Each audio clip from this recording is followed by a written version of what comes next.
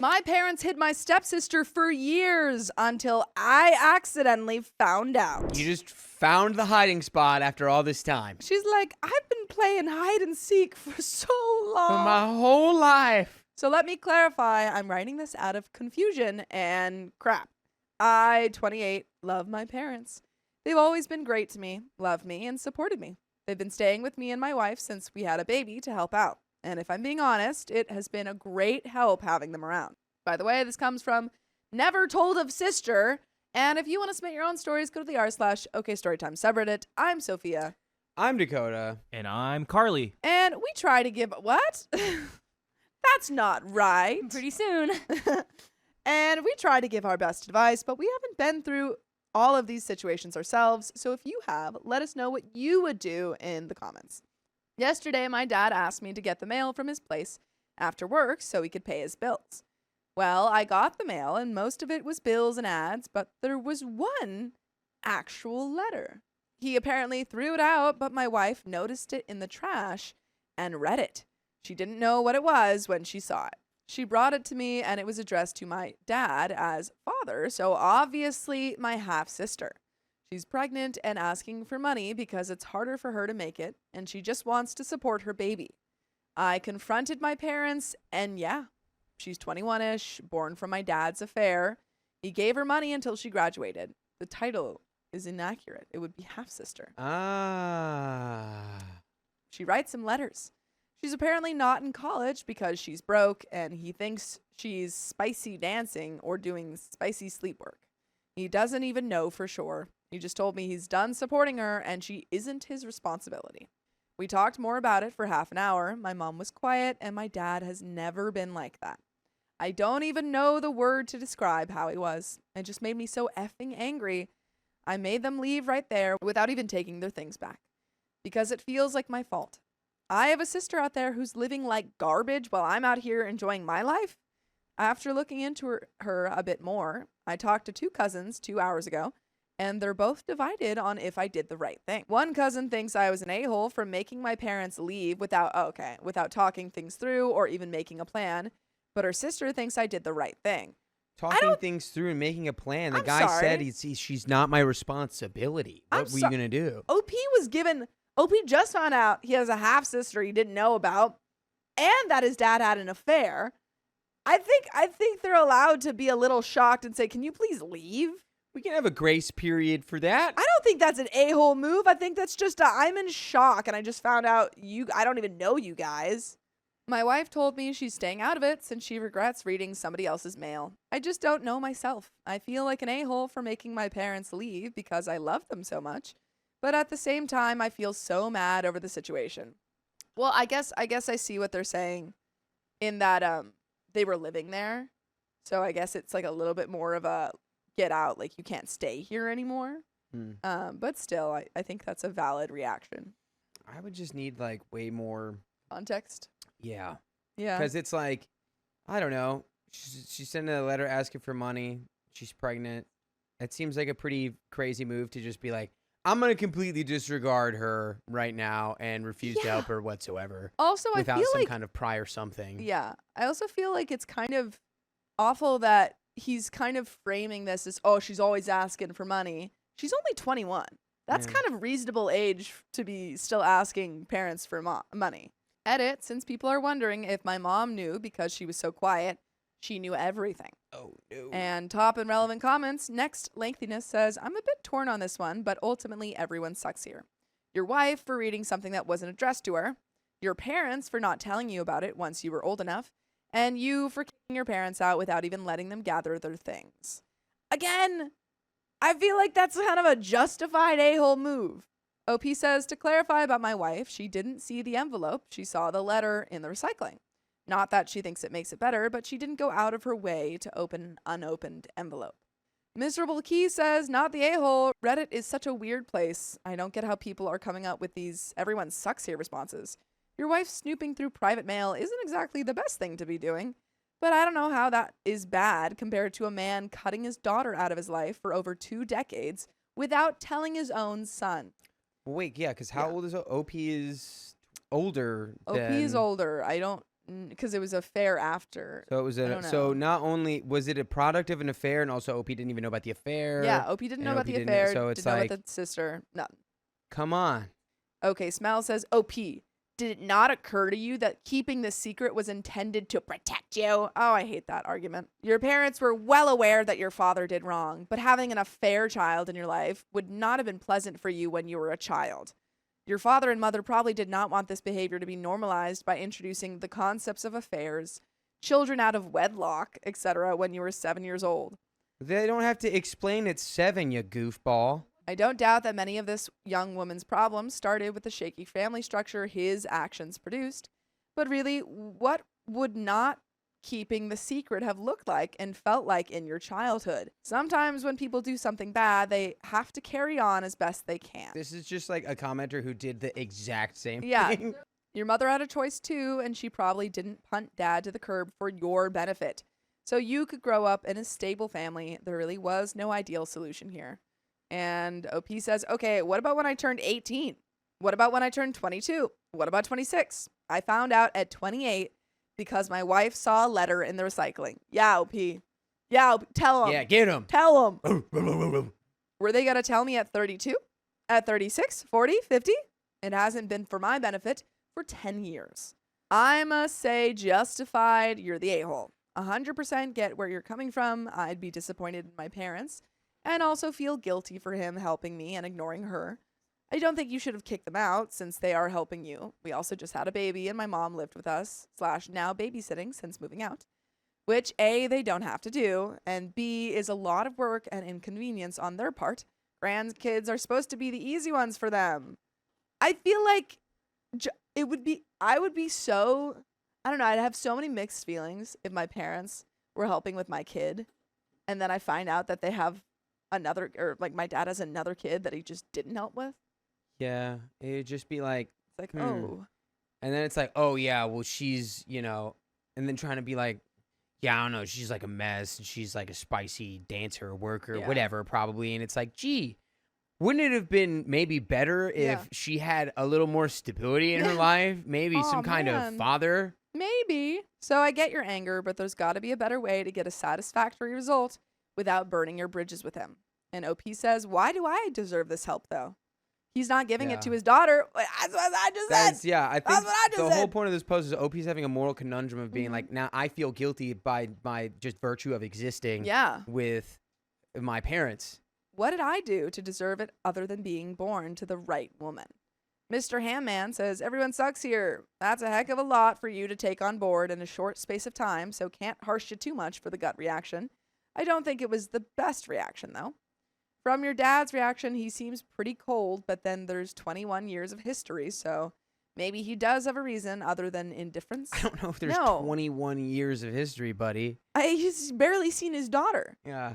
I don't know. He could just be that cold. Hopefully you can talk this one through. And OP says he's never been this cold. He's never even been like a man's man type of guy either.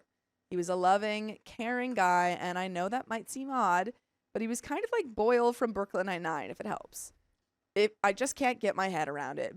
But there is an update 6 months later. Do you have any thoughts before we get into that? No, I think I've been saying them in stream of consciousness style. Agreed. I think it's kind of crazy that everyone's being like, well, you shouldn't your parents. It's like, I mean, are they on a fixed income? Can they not get like a hotel room? Like, can they not? It's not like you're making them homeless. Are they entirely helpless right now? Like, yeah. 6 months later. I want to thank everyone who said go talk to my parents. That's the first thing I did. I went to their place and tried to talk to them. But it was frustrating, and my mom got angry when I said I was going to reach out to my sister. She asked why I cared, and I got upset and told her because she taught me to. My dad saw me out after that and surprised me by telling me he was proud of me for being a better man than him. That was weird. Anyway, my wife reached out to my sister Anna, and she agreed to meet. We went with my cop friend Joe because you never know. We met Anna in her apartment, and it's in a rough side of town. It's tiny and a crap place to live. Anna's a small, quiet girl who works in a library. She reminded me of my gran. Oh my God, what is she? She's in like a sitcom scenario. She lives in the rough part of town. She works at the library. And she reminds OP of his grandmother? Oh my goodness. She claims she's only a waitress at a spicy club to make ends meet. Obviously, she can't do it now. She says she's failed like her mom, and the best thing she can do is have her kids succeed. She said she just wanted cash to take pregnancy classes. I would be even more mad at my dad after this interaction. Yeah. I gave her my number and some cash, of which she gave a lot back right away. That night, my wife asked if I could let Anna move in because she felt heartbroken. Wow. That seems like a little bit too quick of a jump. Yeah. I gave Anna the offer, but she refused and said she won't take advantage of us. This seems like a really great person based off of this very little information I have. Yeah. But about a month later, she phoned me crying and said there's black mold in her building and she has to go. She came to us with barely anything, just clothes, a wallet, a toothbrush, and a sack of old books. Since then, she's been sad and really alone because she thinks she's taking advantage. She tries to help with chores a lot and always apologizes. She's only happy when she plays with our baby. And now you have a new babysitter. You got rid of your parents, and now you have a new person to help with the baby. Yeah, and you saved her from the black mold. Win-win. It was her birthday a few days ago, and she asked if we get her cupcakes. It was like she expected me to say no, but my wife went and got them and a whole Dairy Queen cake while I got her the box set of the Expanse books. Those were books? I don't even know what that is. It's like a sci-fi series. What? I gotta check that out. She started crying and hugged us both when she saw everything on the living room table for her. In the days since, she has seemed happier, and I won't lie, I'm worried for her, but I do think stability has helped her.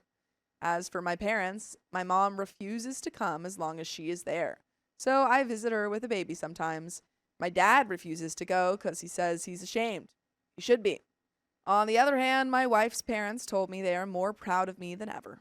By the way, I'd be proud of you too if you could listen to full episodes of stories just like this. Just go to Spotify, Apple Podcasts, or iHeartRadio and search up OK Storytime. There is a little bit left to this story, but do you have any final thoughts? Your dad's a coward. Your dad's a coward and you're a really great person. Yeah, and you were justified in being like, I don't know who you are anymore. Yeah. I literally thought you were someone. And then we had a conversation, and now I don't know you anymore, so you're going to have to get out of my house. Yeah. And that was totally fair. Very emotional comment from OP. Thank you. I guess a big question that ran through my mind was, how on earth am I ever going to be able to say that I've been a good father if I can't be a good brother? What lesson am I teaching my child? I needed to help my sister. I hate that we grew up apart. I hate that she's had such a miserable life. Honestly, a few weeks ago, I showed her my favorite movie for a few dollars more, and I do hope that helped her understand that she's my sister, and I will always try to do good by her from now on. So thank you so much. It means everything to hear someone tell me I'm a good brother. And D. Trustever says, at least your dad got one thing right. You're a better man than he is. And special shout out to your wife for opening her home and heart to this woman who is essentially a stranger to her. I hope you take some time to show her how much you appreciate her support in this. All three of you are very lucky to have each other. And that's the end of the story. I'm really glad that it turned out like that. I am too. You know what? That's a good ending. It's a good ending. I like that. Me too. Sounds I like like that. the good parts found each other. Yeah. And the parts that, I mean, you can try to come back from that, but you'll never do it until you take accountability Yeah. It's and like, responsibility instead of just be like, oh, I'm so ashamed. I could never. yeah, that's the thing. OP's never going to be able to have like the same relationship with his parents. And especially not if the dad never acknowledges that he Papa, has this kid. Papa, acknowledge your daughter, Yeah. Papa. My sister passed away years ago, but now she's sending me a follow request. From beyond the grave? I'm flipping out, you guys. My sister, 40 female, and I, 22 female, hadn't been close at all given the age difference, the fact that she lived across the country, and the parent that we share was horrifically awful towards me. Still, when she was diagnosed with cancer in 2013, I helped by sending her some money here and there.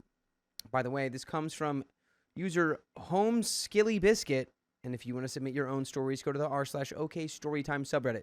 I'm Dakota. I'm Keon. I'm Carly. And we're here to give good advice goofily, but we don't have all the answers. We're only human.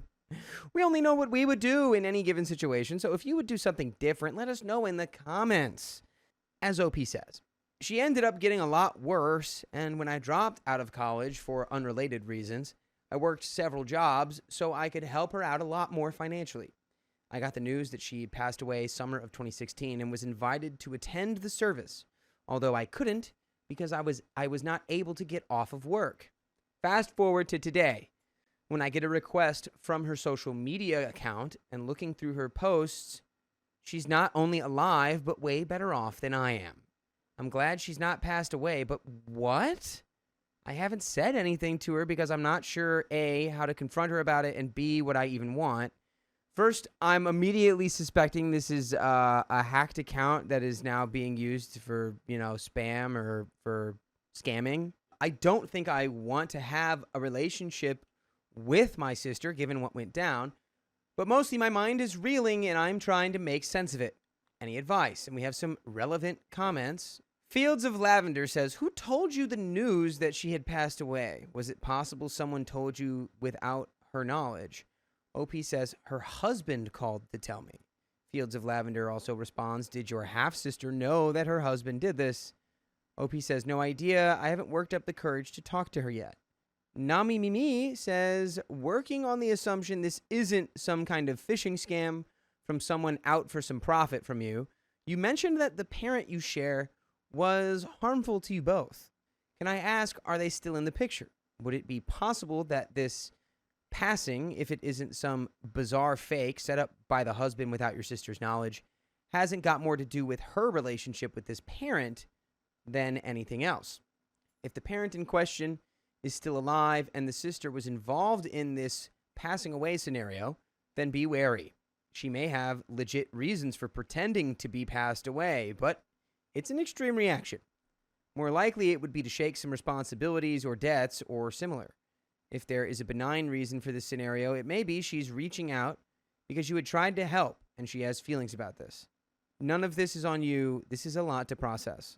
OP says, well, her latest pictures have been this Christmas with said parent and his new family as well as her husband. They look like real recent pictures and everyone looks happy. And the account has been active throughout the time she was supposedly passed away until now. So I don't know what's going on. The Bloody Menace replies, when your sister was ill, did you speak to her on the phone or FaceTime? If all communication was done on Facebook or online during this time, I'd suggest that someone was catfishing you as this was the time they were requesting money. Also, did you send the money to her actual bank account or just wire it? That is a good point, because remember, OP has actually been sending money the whole time, which I forgot that little detail. OP has been constantly sending money to their sister because they were sick. Or was she?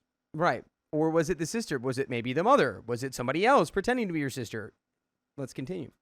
Is there a mutual family member you can talk to about this? This is such a big shock, and you'll obviously be very betrayed and confused. You need some support. Sorry this happened to you. OP says, thanks. I've gotten a lot of insight from people's comments, but I'm still just baffled. I was pretty removed from that side of the family. She and I spoke to each other occasionally, but when she told me about the cancer, we got a lot closer and would Skype pretty often until her health went downhill.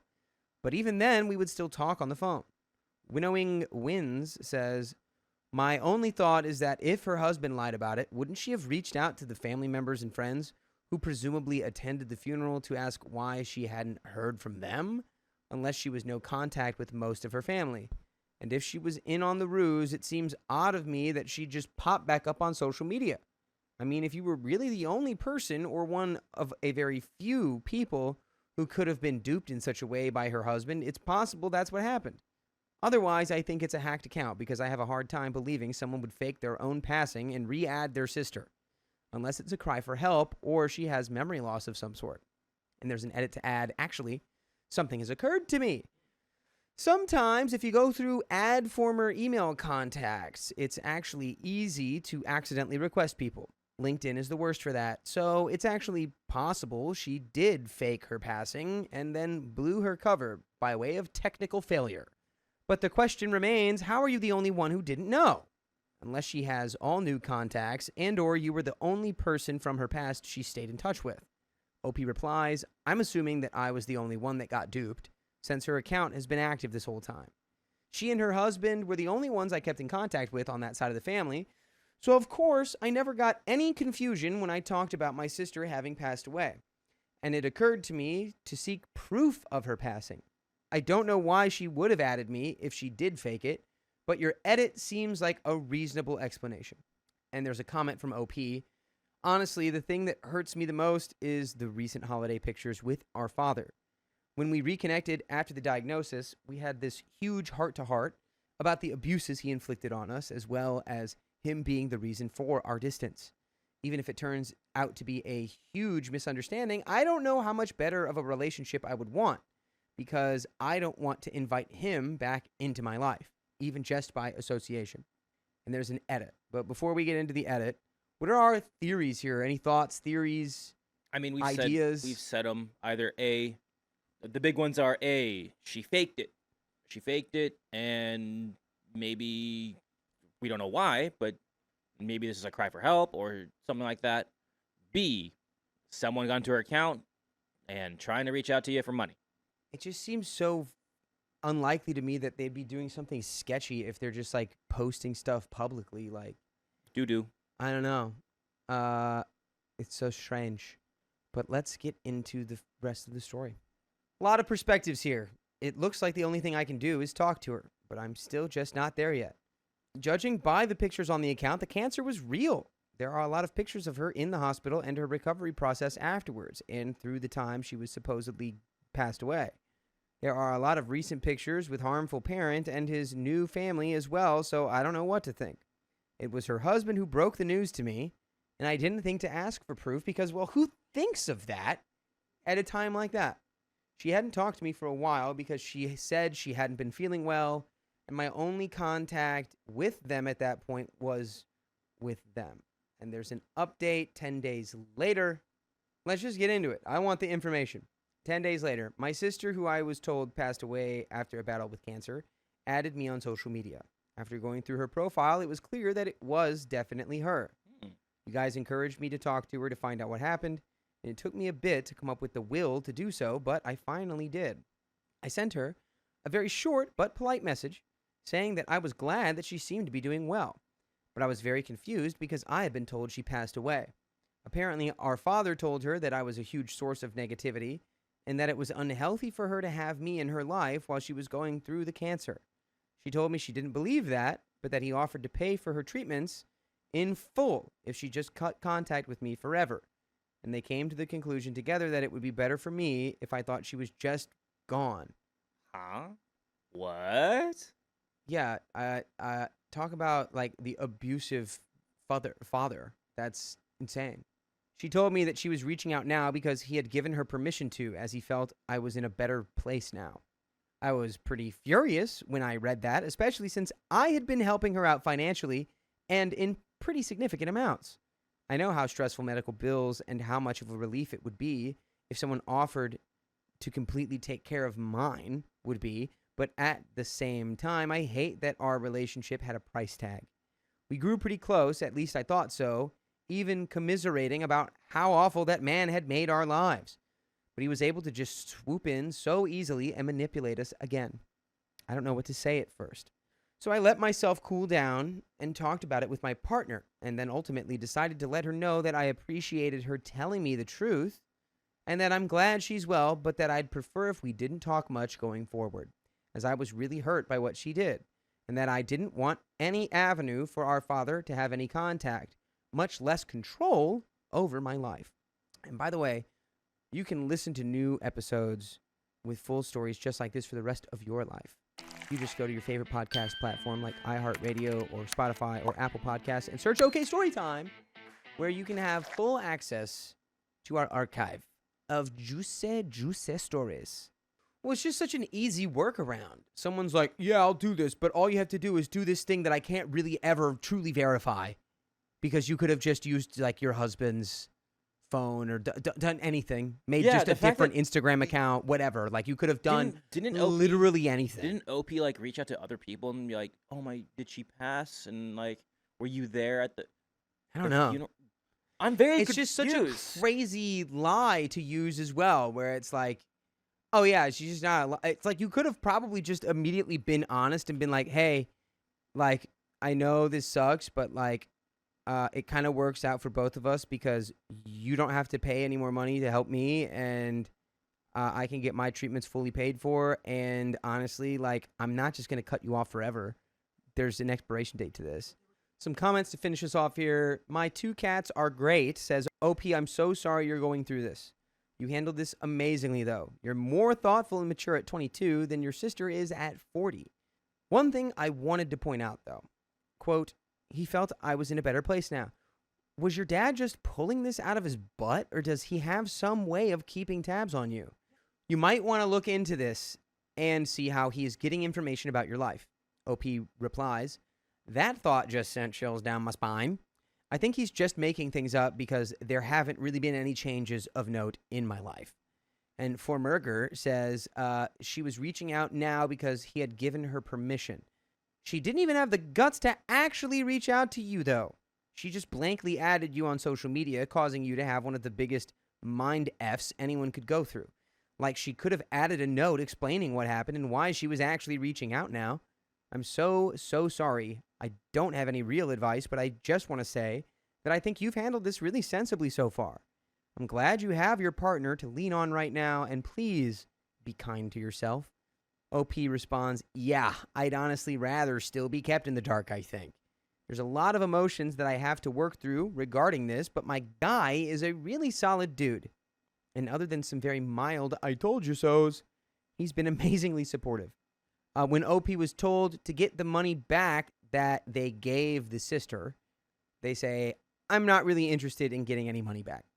Of course, it would be immensely helpful since I'm, at the moment, trying to go back to school, still trying to pay off my own medical debt, and playing with the idea of a wedding. But that wasn't money taken from me unfairly. At the time, she was really in a spot where she needed it, and I was happy to be able to help. Plus, I had a sister for a while because of it, so I'm okay with just letting that go. There's a comment from OP summing everything up to finish us off. There are a lot of emotions I have to work through still.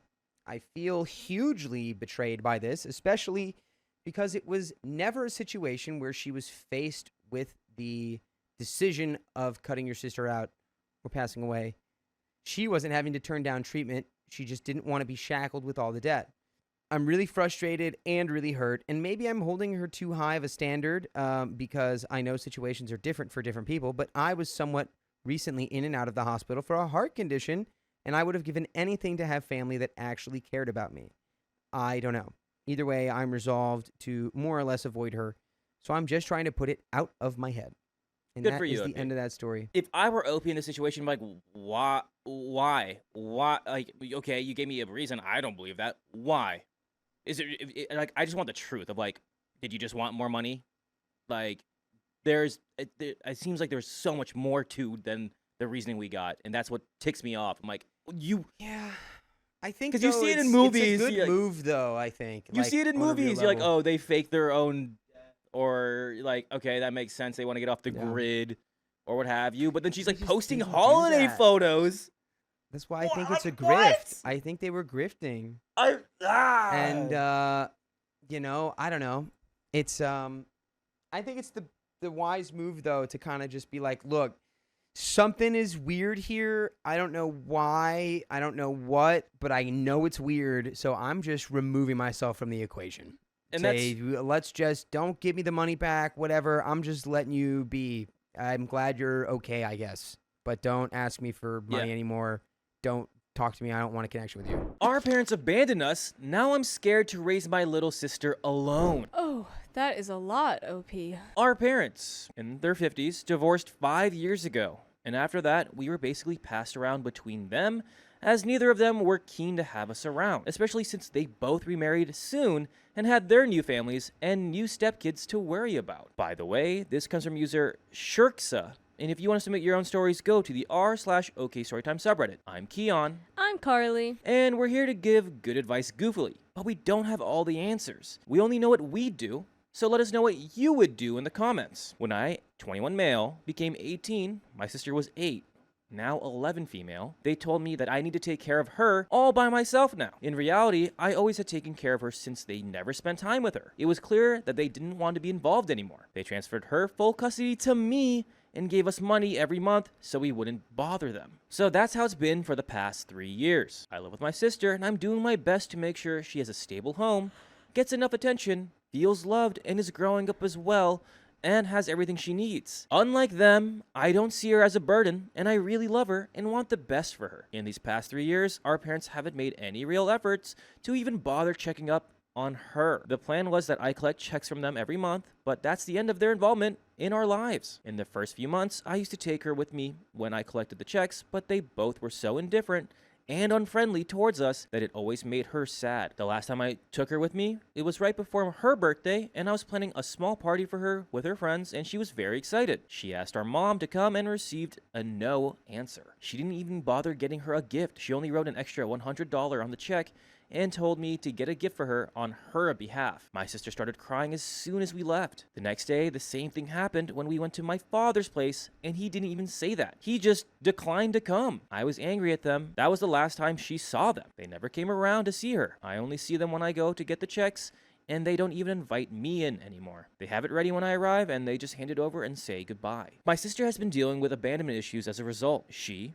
rightfully, feels that our parents traded her for their new partners and kids, and she's afraid that the same thing might happen to her with me, that I might go off with some other people and leave her alone. I always reassure her that this will never happen, and I'm always there for her, that we will live together until she completely grows up, and I'm going to take care of her, but I don't think this has completely taken away her fears. What should I do to help her? I want her to feel safe and loved and stable without any fear of losing me. And we have some comments. If there's a way that you guys have enough money or can get into some sort of program for it or something for a therapist of some kind to help with the abandonment stuff, and also just help you with learning how to raise a kid that you shouldn't have to be raising. Yeah, this is the fact that both your parents abandoned you guys and said, "Here you go, champ. Yeah. Time to grow up." I hate that they make you pick it up every month, too.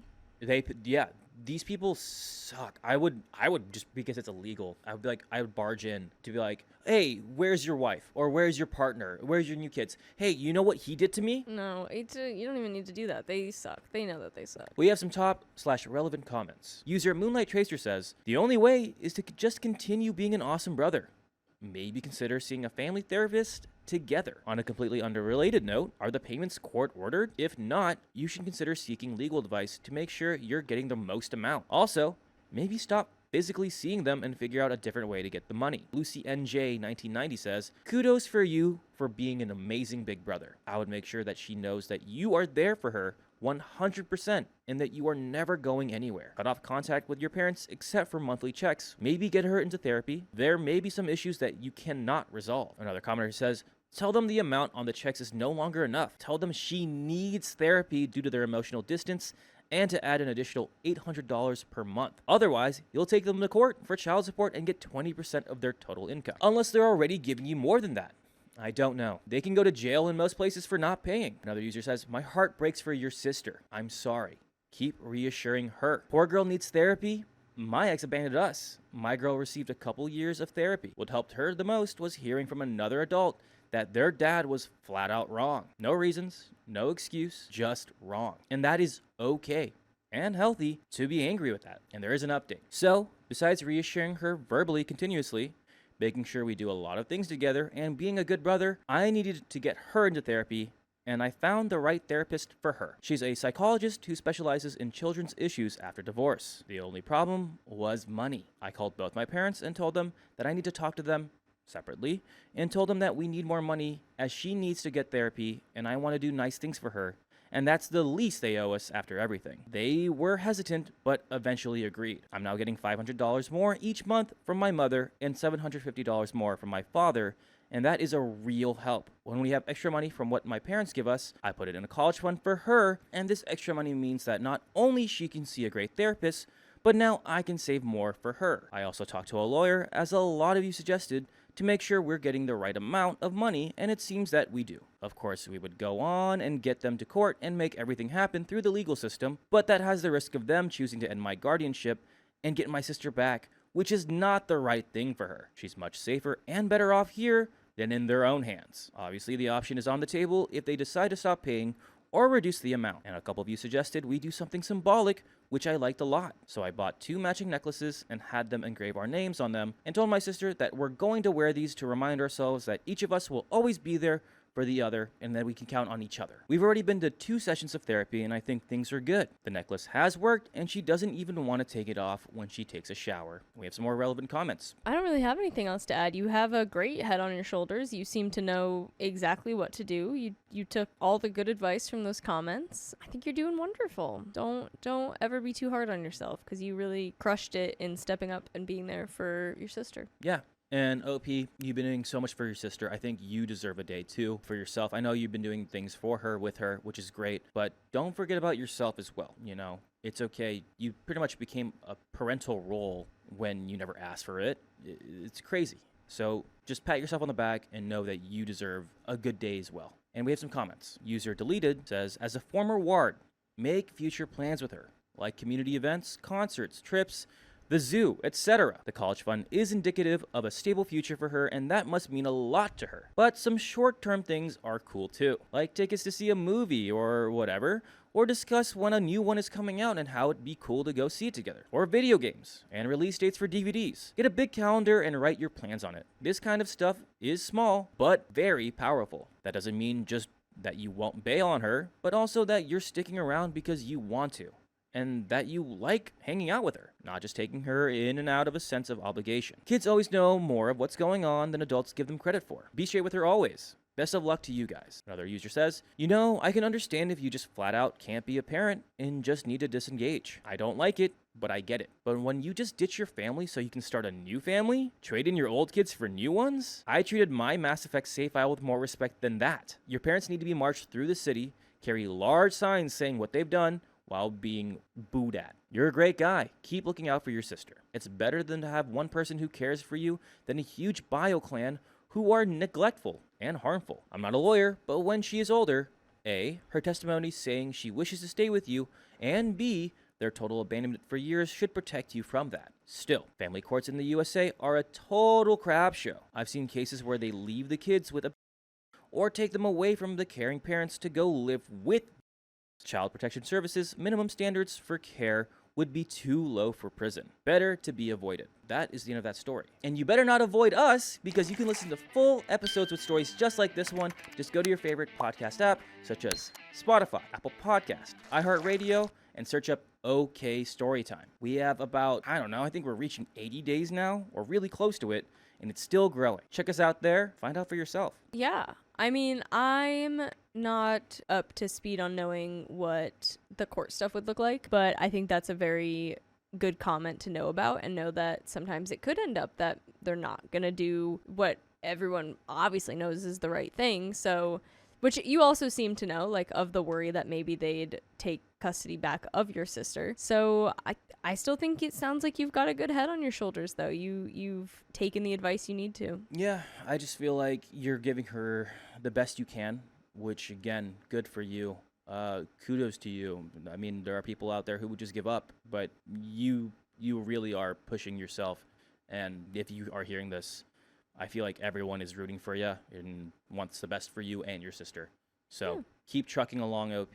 You are a great person. Your family sucks. Honestly, they're not even your family, because your family wouldn't do that to you. But yeah, the internet's there for you. They got you, but keep doing what's best for you and your sister. And that's the end of that story, but we got another one. My siblings took over the family business after I spent years making it successful. All of my hard work. My dad, 65 male, is a heavy diesel mechanic and has run a small workshop his whole life. I, 29 male, have always been interested in his work since I was a kid and would always help him out on the weekends. I went to university and studied mechanical engineering and commerce, but struggled, dropped out, and traveled the world for a year. By the way, this comes from Physical Antelope 170, and if you want to submit your own stories, go to the r/OKStorytime subreddit. I'm Sophia. And I'm Angie. We're here to give good advice goofily, and we don't have all the answers. We only know what we'd do, so let us know what you would do in the comments. OP says, my siblings, 36 male and 32 female, are both in investment banking and are successful in their careers. Since I was 23, I have worked with my dad as a mechanic and slowly taken over the workshop. When I started, he had 2 part-time mechanics and 1 car in 2017. I have brought in several new strategies, such as focusing on commercial verticals only and off-hour servicings. And we have grown to 35 employees and 15 cars.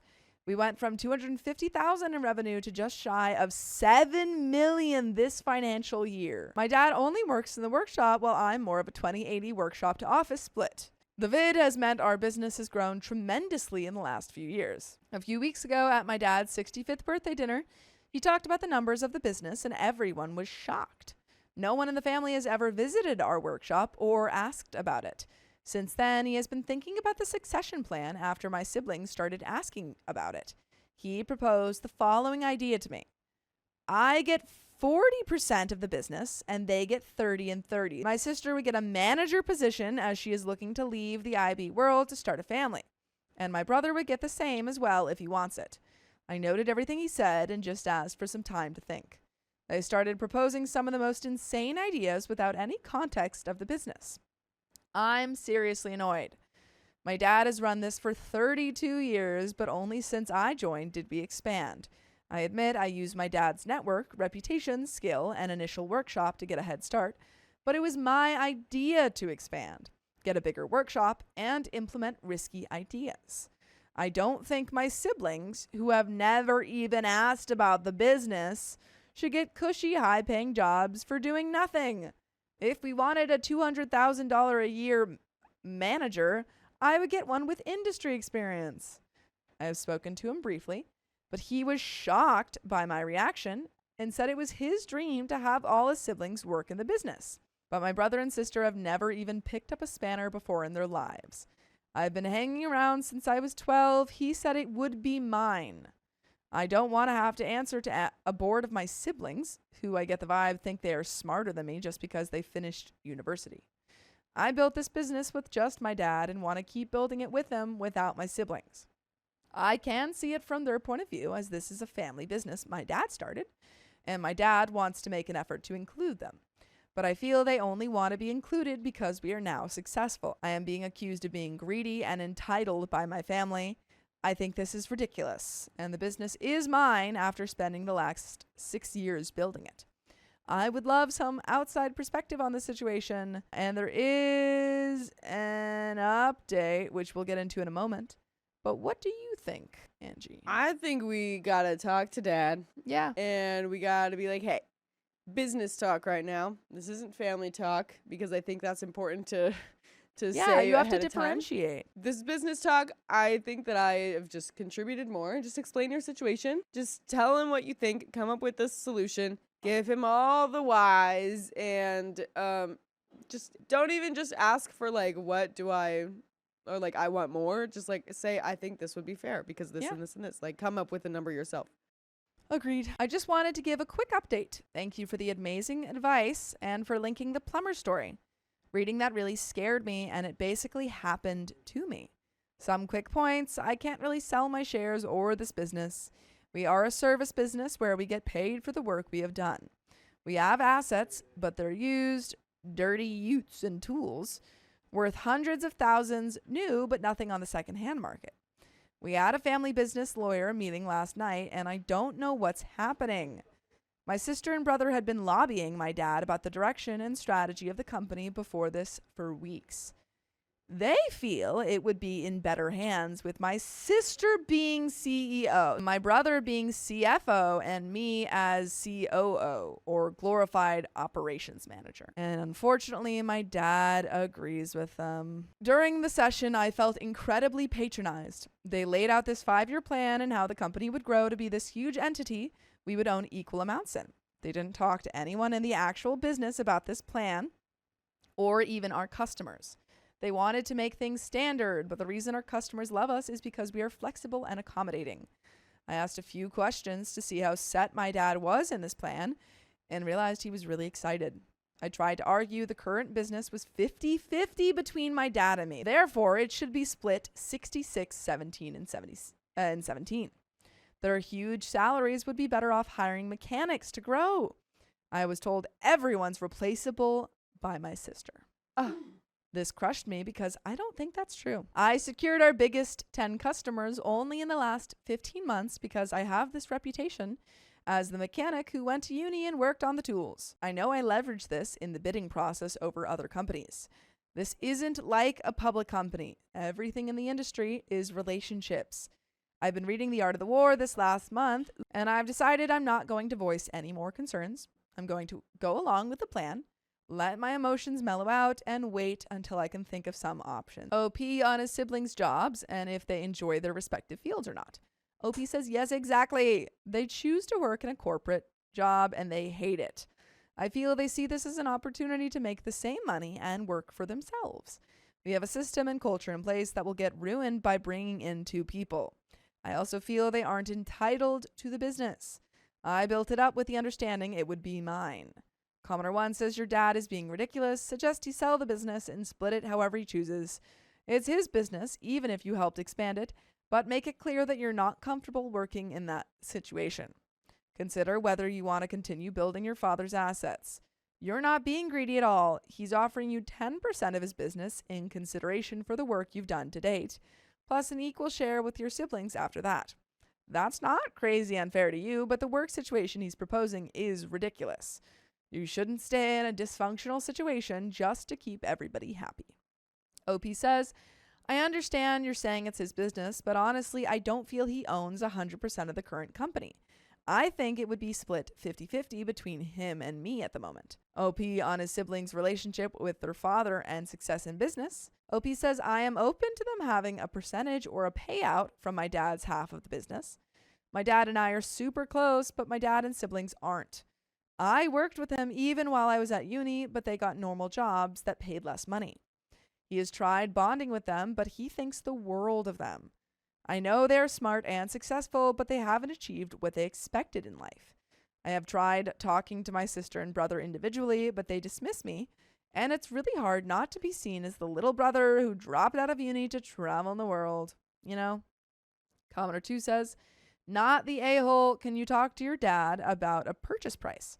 Maybe 50% to you and 25% to each of your siblings, and get your dad to agree that you buy them out. That way, dad gets to feel like he's giving them something, they feel like they got something, and you get to own the company yourself. It still sucks for you, but it might work out better than trying to work with them in your company. OP says, I have tried, but my dad is really excited about them joining the team. I joked about them starting on the floor with the apprentices, and he laughed. They aren't the type to get dirty. My dad sees we hired a few operation people and a couple of finance people in the last year, and he doesn't understand why they can't join the office. I've tried to explain the bookkeepers and admin people get paid $65,000 and do what I tell them. And there is an update, folks, 10 days later. Oh my gosh. I hope we better start getting solutions. Yeah, Or I'm gonna riot. It's just OP having to be like, hey, this is ridiculous, and no one listening to him. Yeah. Because you just know that You know the business. and they're going to ask questions. Like, you know that they're going to ask you questions. They're not going to understand how things are run, and they're going to be coming to you for all of these things and all of this help when you are at a lower position from them. yeah. Like, That's so ridiculous. Yeah, it's so ridiculous. Yeah. And also being paid more. Yeah. 10 days later, my sister and brother came to the workshop to get onboarded last week. They both wore pastel polos to a mechanic shop and refused to shake anyone's hands because our hands were covered in grease. My dad was so excited to show them around, and let's just say none of the dudes were too impressed. I went to my mom and dad's after to talk. I expressed some thoughts about and feelings, but they were so dismissive. I tried to pitch some of the ideas in the comments, like a slower start to joining the business, but they just felt everything would work out. I just lost it and told my dad he was a bad mechanic and I would never hire him. He's sloppy and inefficient. I asked him why he's never on the road, why he only works on ad hoc random issues and never does routine repairs or servicing on our biggest clients. He's slow. He doesn't know how to use the latest tools and technology. He doesn't even know how to update the iPad checklist forms that I created at the end of servicing, and he sometimes misses checks. I partner the first-year apprentices with him because he doesn't clean up the tools properly after himself. He doesn't wipe them down or place them back in their allocated spots for the next person. They have to do it for him. I told them I don't want to work in a family business. I've always felt like the black sheep of the family. My older siblings were close, but I felt excluded. They constantly lectured me about how I should go back and finish my degree rather than waste my life in the workshop of a passed away job. And now after they have seen the success of this job, they want to come in. OP is on a roll. I'll save Reddit from all the points, but a lot of resentment and issues came up. Yeah, we can tell, OP. We can tell. Yeah. That is very apparent. Dang, dude. After that talk, I knew what I needed to do. I went to one of our biggest clients and my mentor, the CEO, 55 male, of a logistics company, and told him the story. He offered me a $250,000 loan over 3 years to start my own shop. Yeah. That's a big loan. Take it and go, man. Wow, dude. And you can take more full episode stories just like this. Just go to Spotify, Apple Podcasts, or iHeartRadio and search up OK Storytime. And there is a wee bit left to this story. Mm-hmm. Any final thoughts? I worry. I worry for their relationship because even if OP is not close with his siblings, he did had a say good relationship with his dad. Exactly. And He you- said he was close with his dad. So It it's like, sucks. I feel like there could have been a better way to do that. I get it if I like think all he this snapped, resentment which was is what people are saying. yeah, which like I totally get that. But I feel like you could still snap in a calm tone. You know what I mean? I mean, ideally, you would have expressed your points. He declines, and then you go to the other person and say, "Hey, this is what's happening," and then you Sure. get the job. Sure. Ideally, you would have said it respectfully. Said, "Okay, if you're not going to do that, then I can't stay here," and that's that. But it is hard when you have this close relationship with dad, and he's just Yeah. not listening. Got all the emotions. I get it. Yeah. Yeah. There's a little bit left, though. I signed the lease at our old workshop and spent all of my savings on 4 cheap utes and close to $45K in tools. I've already confirmed with our 8 biggest customers to move to my new workshop, which is close to 65% of our total revenue. I have confirmed with 7 of our best mechanics that they will move to my shop. Little coup d'etat here.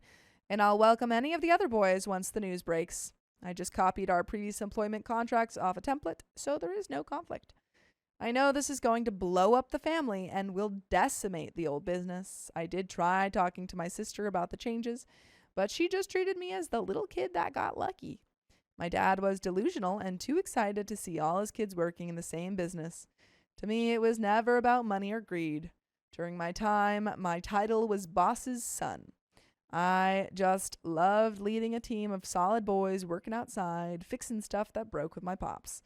I know the culture and business I built are gone, so I don't feel I'm destroying anything, but I still feel guilty. Yeah, I mean, your family relationship will never be the same, but as long as you know that, I guess that's that. Yeah.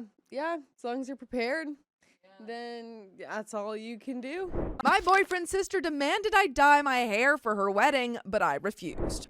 Why would that even matter? So, to start this off, my boyfriend and I have been together for about a year now, and I'd say me and his family have been on decent terms. They're traditional and I'm alternative, but they accept their son's decision and are generally very polite with me. By the way, this comes from the imperishable Roach. And if you want to submit your own stories, go to the r/OK Storytime subreddit. I'm Sophia. And I'm Savannah. And we're here to give good advice goofily, but we don't have all the answers. We only know what we'd do. So let us know what you would do in the comments. Issues began to arise, however, after his sister got engaged last fall. I had met her and interacted with her a few times at that point, and she had been generally nice to me. She told me that I was invited to the wedding, which I thought was very sweet, but little did I know what that would entail. Her fiance approached my boyfriend out of the blue and asked him to be a groomsman, to which he didn't give much of an answer. My boyfriend expressed to me later that he wanted to attend as a guest and really did not want to participate in the wedding itself. He has pretty bad anxiety, so that's understandable.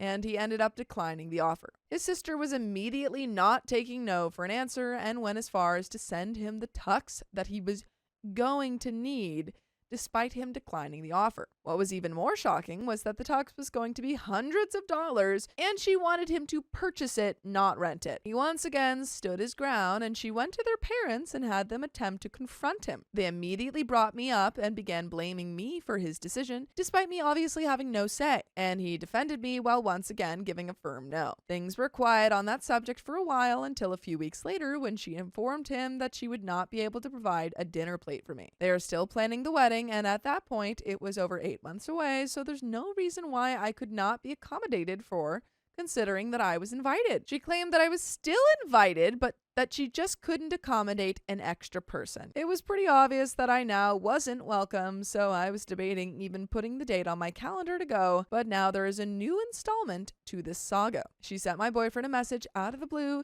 telling him that I'll need to dye my hair, and that there is now a dress code for guests. Everyone in attendance is expected to wear certain colors, burnt orange or green, and I'm supposed to dye my hair black. If you have ever dyed your hair, you know how hard black is to remove, so that request is insanely unreasonable. My hair is usually a dark red and is rarely vibrant, but that's beyond the point. I am not ruining my hair to accommodate to her guest rules.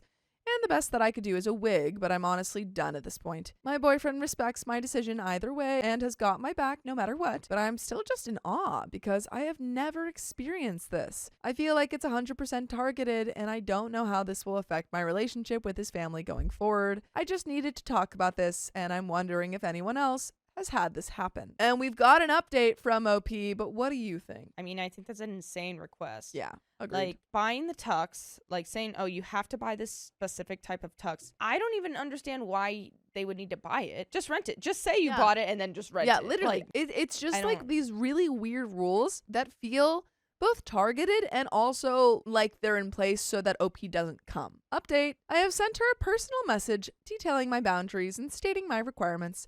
This is what I said to her.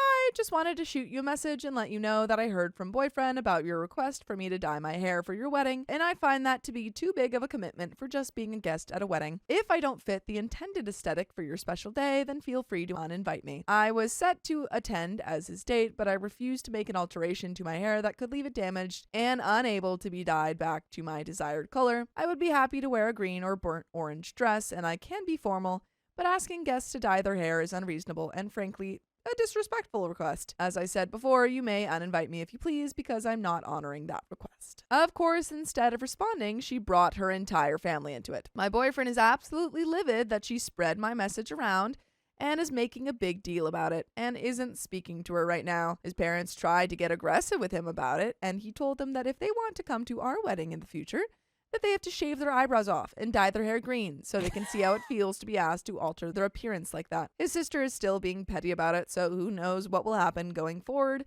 but nonetheless, I have been firm with my boundaries. She apparently sorted out the dinner plate situation, but just didn't tell us for months, so I do in fact have food if I go, but I doubt that I will. I have some extra things that I didn't include here about how she's treated her brother, so I might as well include them here.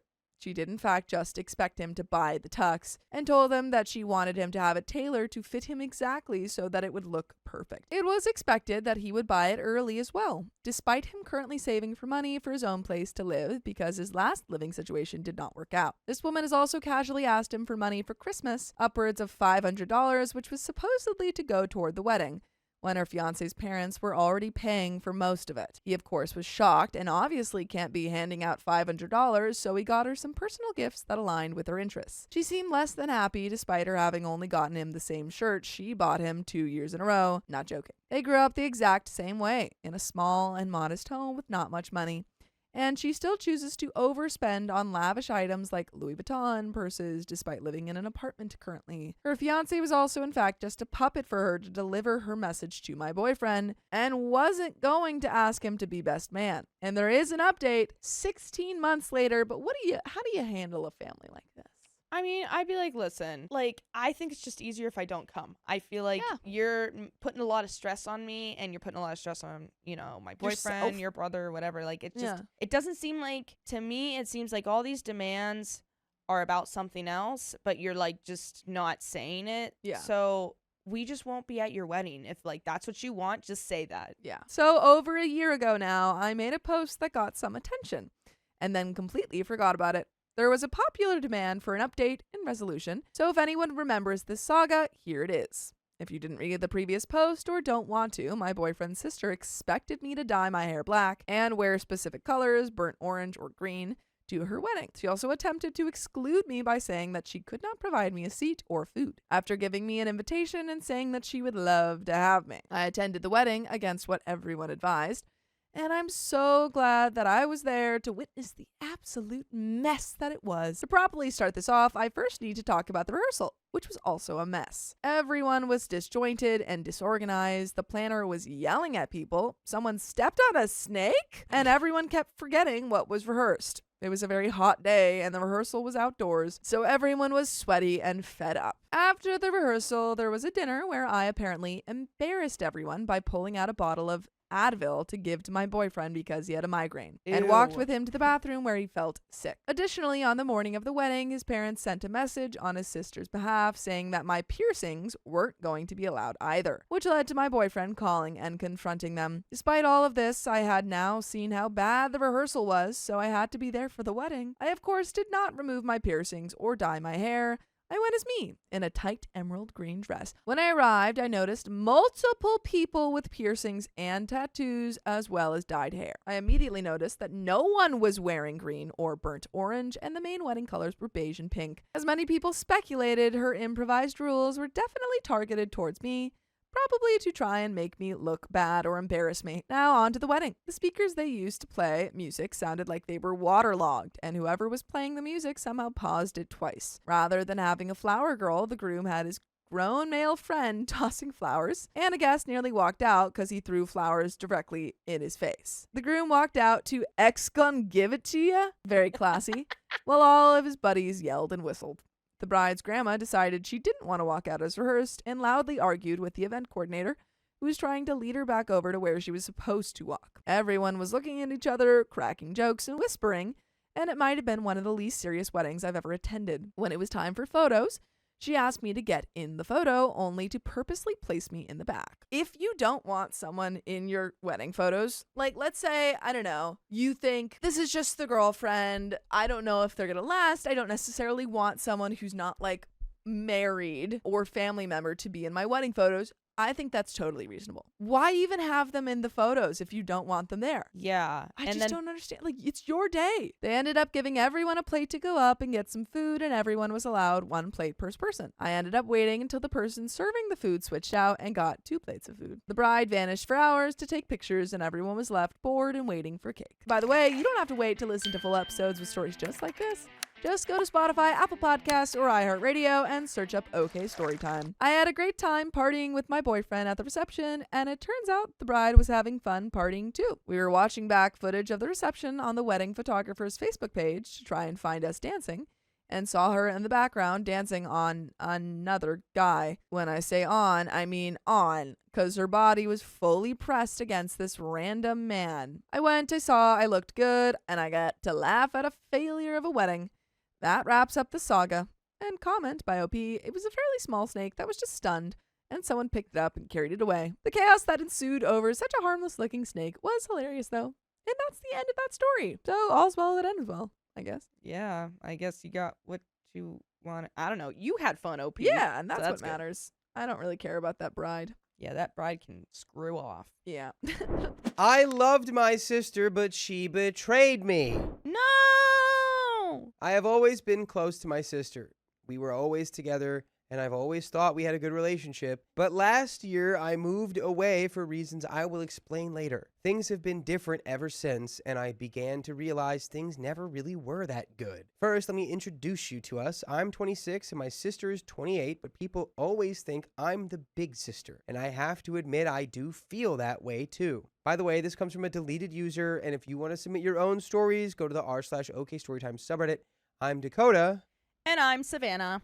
And we're here to give good advice, a little goofily, but we don't always have the answers to everything, so we only know what we would do in a situation. So if you would do something different, let us know in the comments. And OP says, when I was a kid, I remember we were really close, but there were times where she would make fun of me endlessly until I had to be violent. Ooh. That is when she would go to our parents and say I was mean to her. I remember when I was a kid, I had an important allergic reaction. My whole body and face doubled in volume. It was traumatizing because I couldn't breathe and I thought it might be the end for me. It took me weeks to go back to normal. During that time, she insistently called me fat, ugly, and a potato head.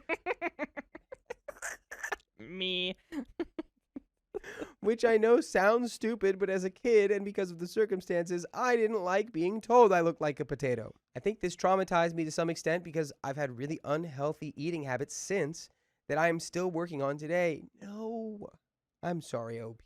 Once she exchanged messages with a friend of mine. She kind of had a crush on him, and I saw that she said bad things about me, again, saying I was mean. This made me wonder what else she could have told other friends we had in common. During our teen years, we didn't fight a lot, but it was always about the same things. She stole my clothes, and I never managed to make her understand I took it as a lack of respect. Now I have to say that she and I are completely different. I'm introverted when she is more sociable. I prefer to have a small circle of great friends when she cannot stand to be alone. I'm responsible and she can be forgetful. I always was a good student when she had to repeat a grade, making things so she ended up being on the same level that I was in high school. Overall, I feel like my parents put more pressure on me because I always had to be the bigger person and was expected to succeed / be wise or understanding, blah, blah, blah, blah. When we were preparing for our A-levels, my mom put us in so much pressure that I cried. Later that day, she went to my room to apologize and said that she was actually worried my sister wouldn't get the exam, so she was giving both of us a hard time to avoid being hard on my sister only. It made me feel like crap for my sister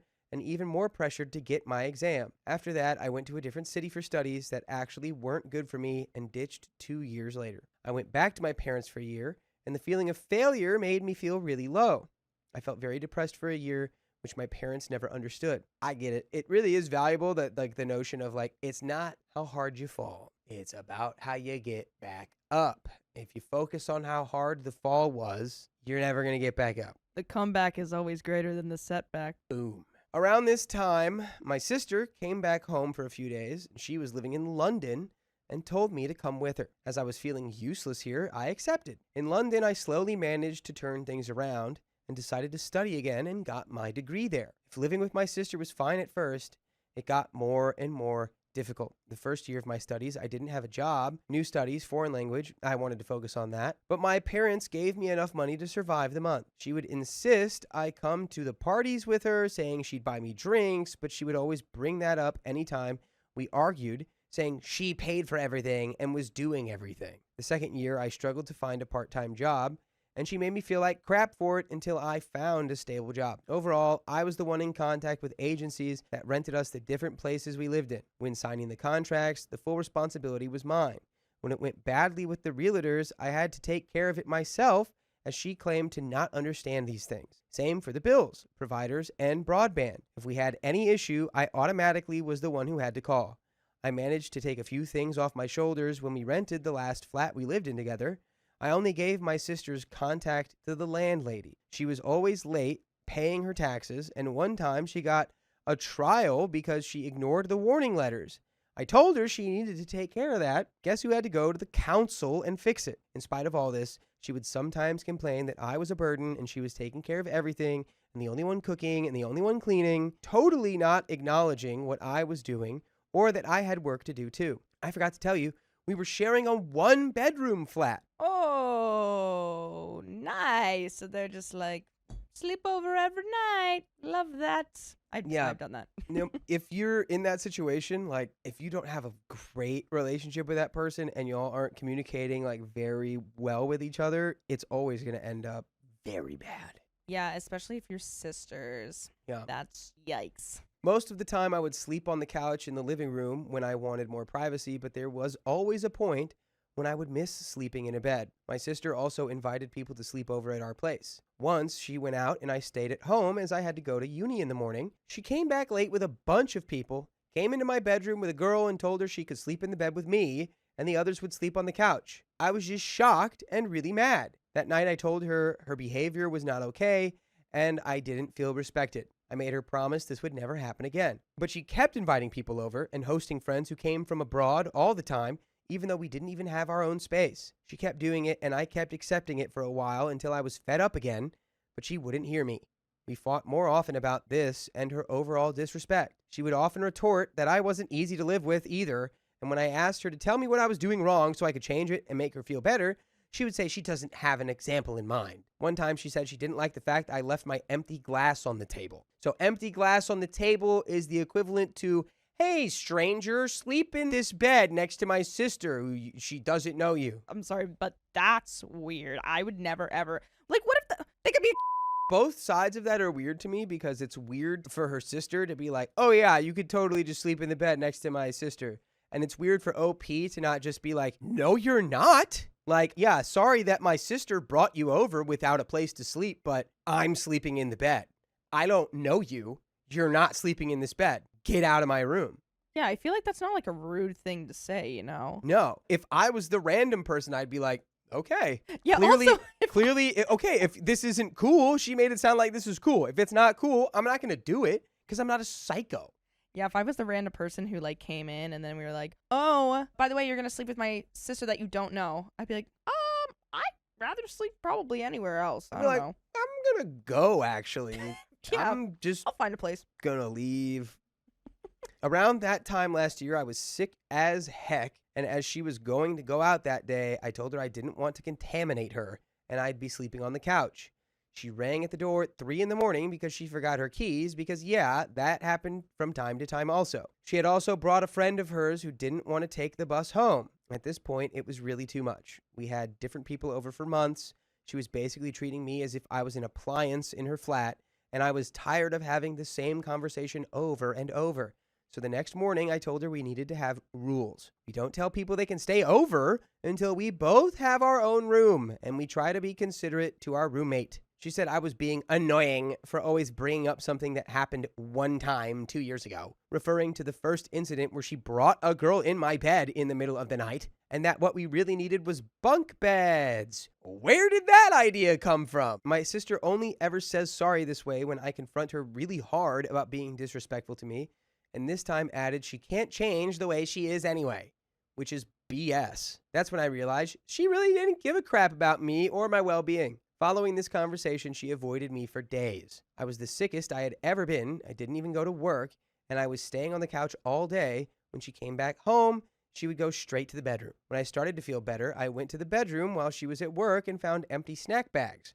Going to the kitchen would mean she had to see me, so potentially talk to me. When she got back home, I told her this needed to stop, and she said I was the one ignoring her. I said it was crazy how she could never admit her wrongs, and she didn't give a crap about me, because if she did, she would have checked on me when I was sick, or at least asked how I was feeling. Again, she said, well, sorry I'm that way, to which I replied, didn't mean anything if she wasn't doing anything to make things better. I told her I was tired and afraid I might end up hating her if she kept doing this to me, and I really don't want that. A few days before, I had received an offer for an internship back in my hometown. Considering the situation, I felt like nothing was holding me back in London. I accepted, but only announced it to my sister about a week later, saying I was out of here by the end of next month. Once when we were out with friends, she said in front of me this time that I was mean, and I never let her do anything. It was around that time also that she met a guy on Tinder and things got moving pretty fast. One morning I was falling asleep. I had worked the night shift when I heard someone come home. I knew it wasn't my sister because she was at work. I heard footsteps and started to get scared, so I went to the bedroom door and asked who was there. It was her new boyfriend, and he had a few boxes with him. It looked like he was moving in. I was puzzled but didn't say anything, as I thought my sister would have told me if a guy I didn't know was moving in. Anyway, the next time I saw my sister, different working hours, the guy was still home. So I took her aside and asked what was going on. I said, what's happening? Is he living here? She says, I don't know. I say, well, I think it's simple. Either you told him he could move in or he decided he could. Now you need to tell me which is which so I can react accordingly. Same answer from her. She's like, I don't know. At this point, I just go silent. There's nothing more to say or do, and I know I'm moving out in a week anyway. She came to talk to me a few days later, saying she wanted to talk to me. She asked what was wrong because she felt like I didn't like her boyfriend. I told her the problem was her, not him, and we had already talked about it, but she just ignored it. She basically ignored it every time I tried to ask her to be more considerate.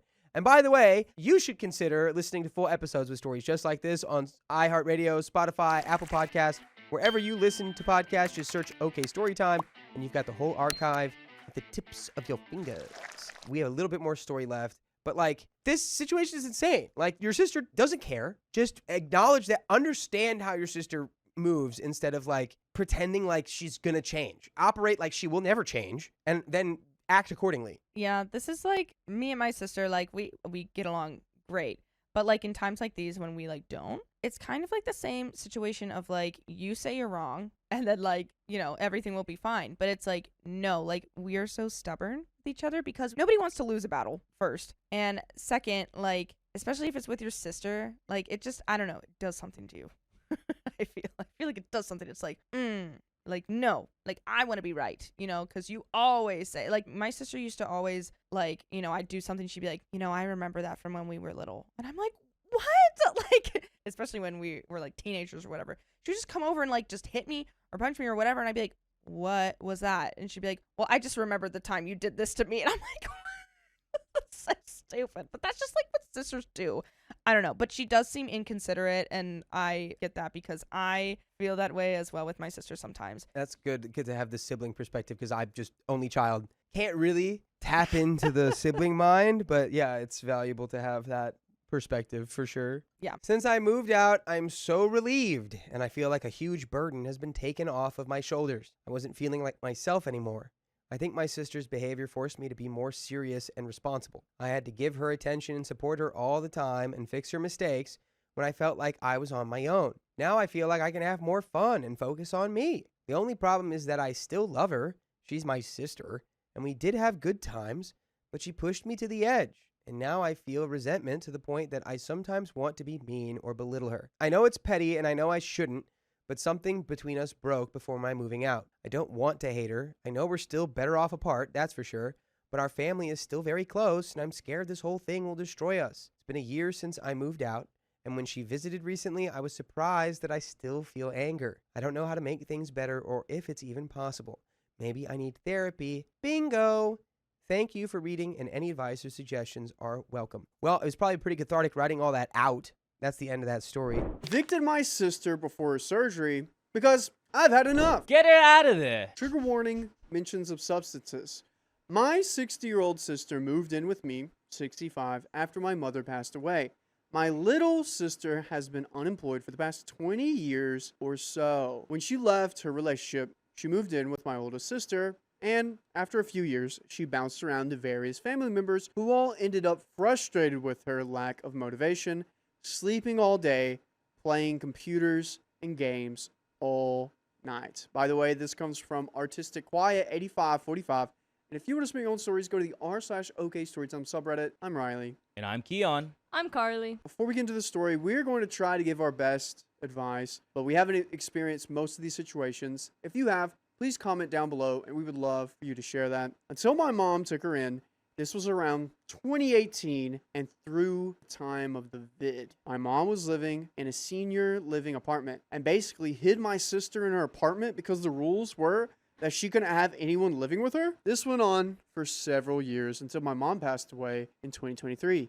Everyone decided that I needed to take my sister in after my mom's passing, since I was the only one who had the space. I didn't want to, but felt I owed her at least a few months after she cared for our mother during the last couple of years of her life. I've known for several years that my sister is addicted to the math spelled wrong, and she hides it pretty well. She always looks sober and presents someone who is not getting into high.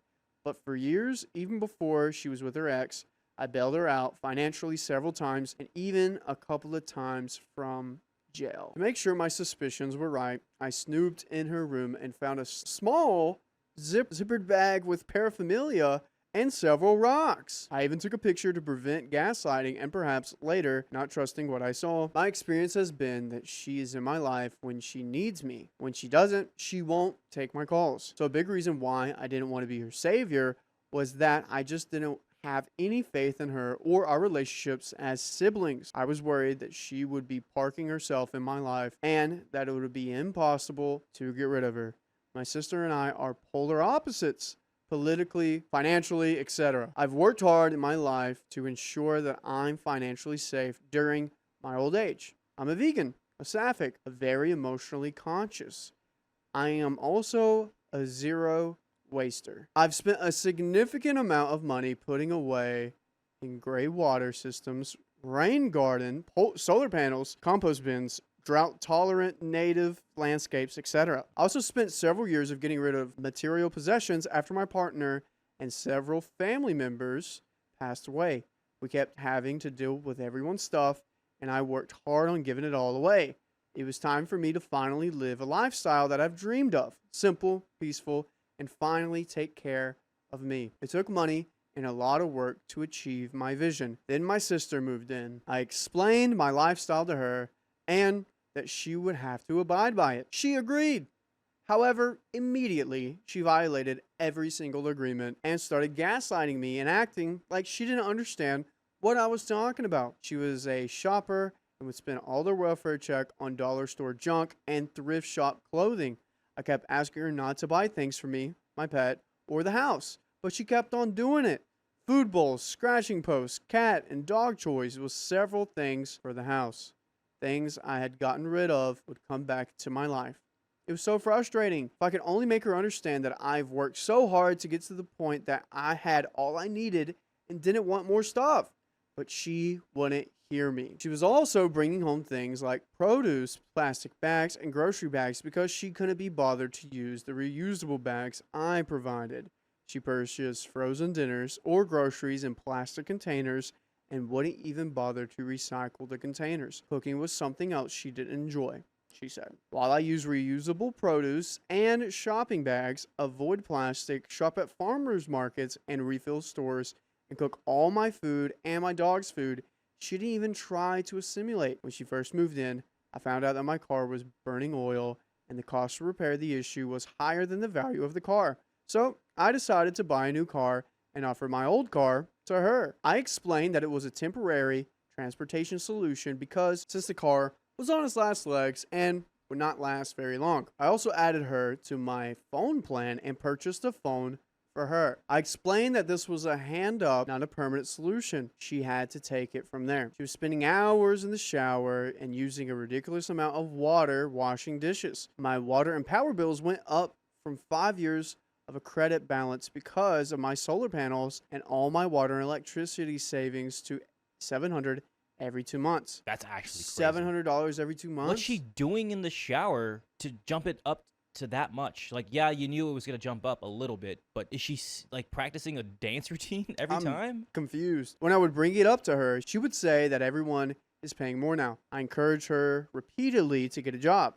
I tried so many strategies, such as requiring weekly updates, and every time I asked her where she was at, she would tell me that she was looking. After 6 months, I told her she had until February to find a new place to live. At one point, I asked her what had happened to her job search, and she said she had until February. I couldn't believe her and pointed out that she had to get a job, save money for rent, etc. Around December, I explained that I was holding her to the February date. You're being way too nice and convenient for her. If she was working on it and actually helping, and I get it, you're like, all right, it's a little bit harder for you. Life's hard. You shouldn't be giving her everything on like a silver platter. She then announced she had to have surgery on her bunion and that she would need a little longer.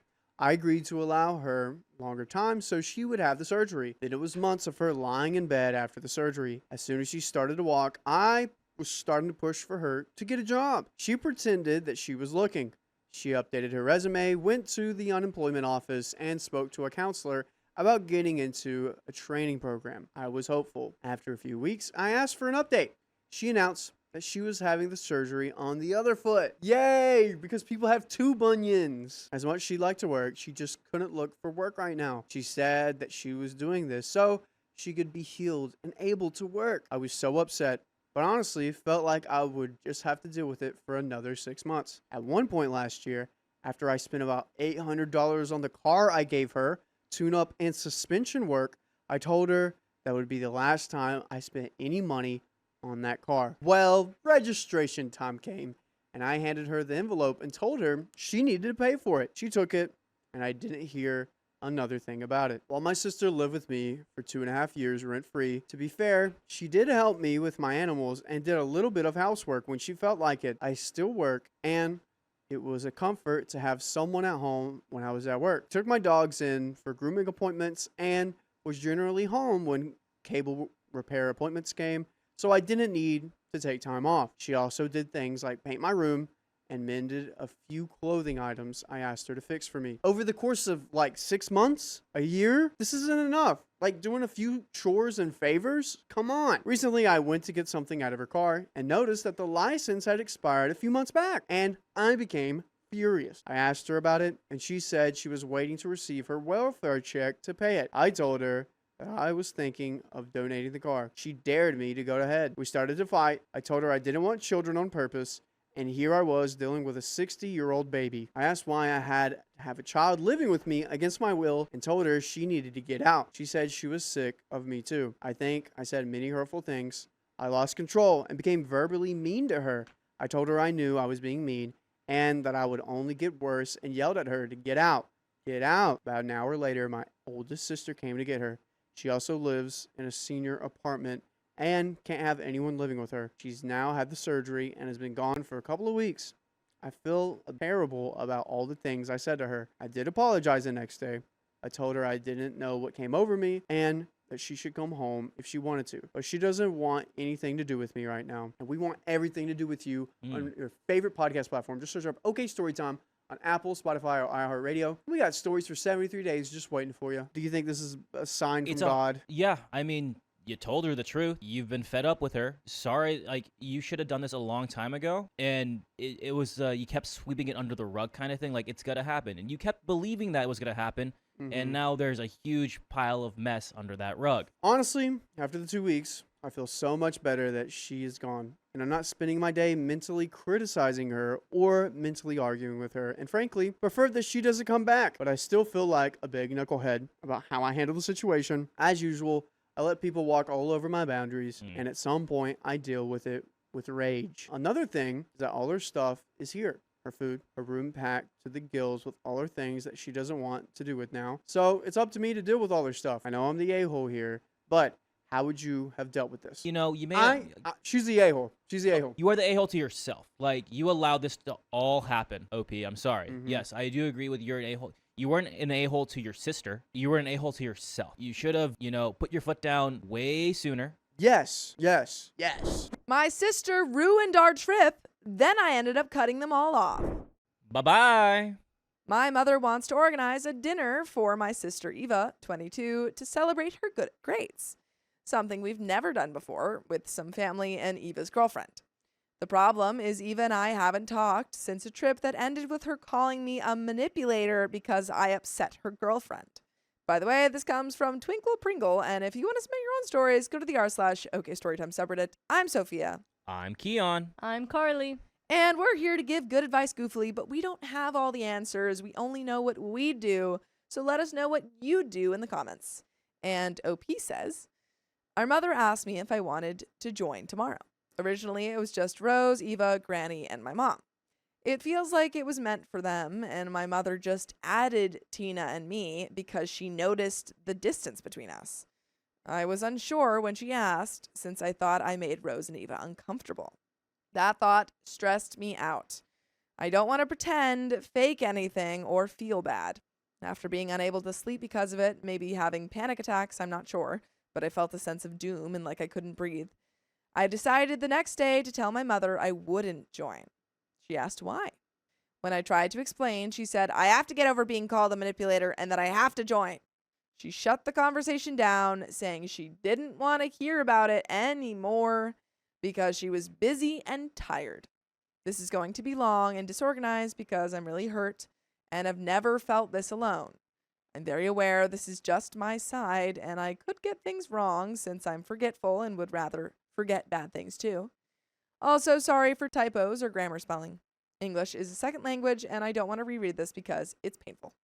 I don't think I'm a perfect person. There are definitely parts where I could have been the problem, but I feel lost, and writing this out might help me gain some insight or even get some outsider opinions. In July, my sisters Tina, 17, and Eva, 22, Eva's girlfriend Rose, 22, and I, 28, went on a trip. When I agreed to the trip months before, I was under the impression it would just be us sisters. We'd talked about a sister trip for years, and I was really looking forward to. Then, in a random conversation between the three of us, Tina and Eva mentioned Rose would be joining. I was surprised. After thinking it over and worrying that canceling would be rude, I awkwardly told Eva I'd rather her girlfriend not come since this was supposed to be our first sister trip. I thought we came to an understanding, but misunderstandings kept happening, and this eventually escalated into her calling me a manipulator. She told me she always knew I was bad, but didn't know how bad. I'm sorry. How are you manipulating anything when you just said, I don't think Rose should come? Yeah, That's it. That's pretty straightforward. No manipulation. You just said I don't want her to come. She said she was done with me and told me to leave her apartment in a foreign country, even though I was traveling with Tina, who I was responsible for. There had been tension about the girlfriend before. Eva and I used to be very close since we went through the same family problems. But when she started spending more time with Rose, I missed her. Eva came out to me a year before anyone else in the family knew, and during that time, everyone kept asking me where she was since she was rarely home. I felt like I had to keep her secrets and she didn't want anyone else to know. It got harder each day. She wouldn't tell anyone but kept going out without covering her tracks, leaving me to make up excuses. I felt like I was in the closet for her. When I told her this, she didn't even care. Eventually, I stopped covering for her. When anyone asked, I told them to ask Eva, but it still took months before she told anyone else. The next person was our little sister, Tina. There was also tension because I pointed out she wasn't hanging out with the family much, only talking to me when she was worrying about grades or her relationship. I felt like she only asked me on the trip for her exchange program because she was scared of being alone in a new country and needed my help setting things up, not because she wanted sister time. Even Tina noticed Eva growing distant, writing her a poem called You Were Gone Before You Left. It's kind of dramatic. We had a conversation about this. I told her that I miss hanging out, that I'll be there to help, but I also want to do fun things. Eva suggested we go shopping for the trip as a way to reconnect before the trip. Out of nowhere, she said Rose would be joining us. Again, I was surprised, but felt like I couldn't say no. They make a cute couple, which I didn't expect since Eva had complained about Rose before. yes, every rose has its thorn. Nice. Rose wasn't what I pictured when I thought of someone who made my sister insecure or upset. Still, I felt left out.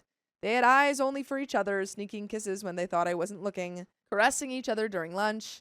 I told them they were being a bit touchy. They were taken aback, which led to a conversation about group dynamics and how I feel weird about couples who can't stop touching in group settings. I'm fine with PDA on solo dates, but in groups I find it inconsiderate. That was my first real interaction with Rose. I need to know how they were touching, because by that sentence, it feels like OP may be just a little bit, too upset about things that aren't a problem. Yeah. I mean, I haven't seen anything that's out She of didn't say left they were, field. making out or, being kind of Listen, inappropriate. if they swiped off all the furniture or all the tableware and then they started just making out on the table, That's a one totally thing. different story. But, them Yeah. kissing when you aren't looking. A day after that meeting in January, Eva and I went on a 3-day trip to help her settle in the new country. I thought it was lovely. I helped her get a mattress, run other errands, got her presents because she had her birthday on the trip, went to dinner to celebrate, and walked her to class for one day since she wanted to already join one, hung out with her roommates, and explored the city. I would have rated this one of the best trips I ever had. Family trips are so hectic. Our family isn't the healthiest and overprotective and strict mother, and a sometimes distant father that hate each other but for some reason still live together. This was so nice, I thought. But during the big fight on the July trip, Eva said she hated that trip and thought I'd been manipulative then, too. That broke my reality. What are you manipulating her? I want to know what how her how what, are you manipulating her? what does she think manipulation is? What does she think that means? Before we went on the trip, there was a constant back and forth about whether that girlfriend would be joining. The only thing I would compromise on was a few days overlap since Eva would be starting the trip with Rose 3 weeks before Tina and I. When we were finally booking the tickets, there were a bunch of discussions. I wanted a hotel for Tina and me, but Eva said it was okay for us to stay at her place. Her roommates would be away for summer vacation, so the living room would be available to sleep in. Since this would be cheaper, I agreed.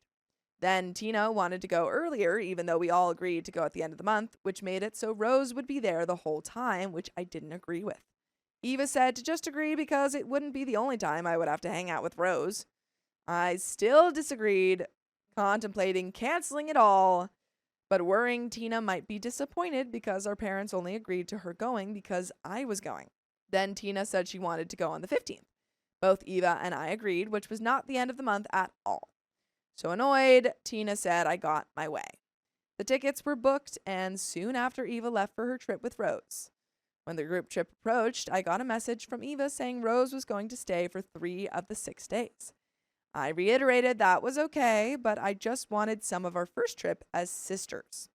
She didn't really respond to this. I was really stressed because I don't often travel alone, and this time I was going with a sassy teenager. Apart from not sleeping well, the actual traveling was fine. I kept Eva updated where we were and when we would arrive. The plan was that she'd pick us up at the airport. We land, I text her, and she said she forgot. What do you mean you forgot? Let's get over to the airport. I Come thought you on. meant the 15th of next month. Sorry. She would be there in an hour. I was annoyed. The tiredness did not help. When I was trying to figure out what to do next, I spotted Eva and Rose being all sneaky and smiley. It was a joke. I just let it go. Oh, Okay. Oh, come on. All right. You didn't forget. You guys were doing stuff. Come on. Oh, yeah, I guess maybe that's. They lost track of time. There I was traffic. Yeah, I was quiet and more reserved. Eva and Tina were their touchy selves. I'm assuming Eva and Rose were their touchy selves, so I stuck more to Tina. Eva didn't really talk to me, and Rose awkwardly tried talking to me, but it felt forced. I just tried responding genuinely to her questions. I kept thinking, why isn't Eva being the middleman here? I don't know what to talk about. All I heard about Rose was bad stuff. When we arrived at Eva's apartments, the roommates were there to everyone's surprise. They weren't gone for the summer, as Eva assumed. I saw Eva try to tell the roommates her 2 sisters and girlfriend would be staying. It didn't look like they knew either. What? Rose, what are you doing? Or Eva. Eva, what are you doing? So this is on Eva now. Yeah, she hasn't told any of her roommates. I again thought this was so inconsiderate of Eva. This ended in Tina having to sleep in the same room as Rose and Eva. I was really uncomfortable with this, but kept it to myself. I don't think that's a problem. I don't think any of this is a problem that As you can long complain as, about it. yeah, as long as they're not like being weird when, or like being super touchy and romantic while Let me Tina's guess. in the room. Let me guess. They're touchy in bed. They cuddle. Yeah, if it's that, then like calm down. I would just have to deal with it for 3 days. We were constantly together. There was no breathing room. This is a university dorm apartment after all? Wait, what? You know what? Even at this point, if I walked in, because one, I would feel so embarrassed Yeah. to see all those roommates there and be like, None of them knew. none of them knew. I would literally just go to a hostel. Yeah. Or hostel or like a cheap hotel. I know it sucks for the first night and just rethink our plan. Yeah. We went on some nice hikes and I thought things were fine. We tried having a movie night, but we couldn't choose a movie. By the time we agreed to watch a movie I had already seen, Tina was too tired, so she left. A few minutes into the movie, Eva and Rose started cuddling, which bothered me, so I told them to enjoy the movie as I had already seen it. Okay, OP, you need to cool it. They're in a OP. relationship. They're going to cuddle. I had already told them how I feel about PDA in a group and didn't want to tell them what they can or can't do. Cuddling isn't PDA to me. Cuddling during a movie is not PDA to me. Afterward, I realized I avoided them when they were too touchy, in my opinion. I thought it best to just give them space. The evening before Rose was leaving, Eva confronted me, shouting that I should act comfortable or just leave. Yeah, maybe. Tina joined Rose in the living room. My mind was racing, thinking where I could find a place for Tina and me at this hour.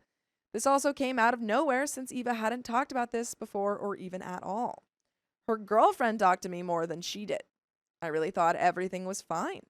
Eva said, I don't put an effort to get to know Rose, that I talk more to Eva's roommates. This was true since I had met them more than I had Rose, and they were very kind.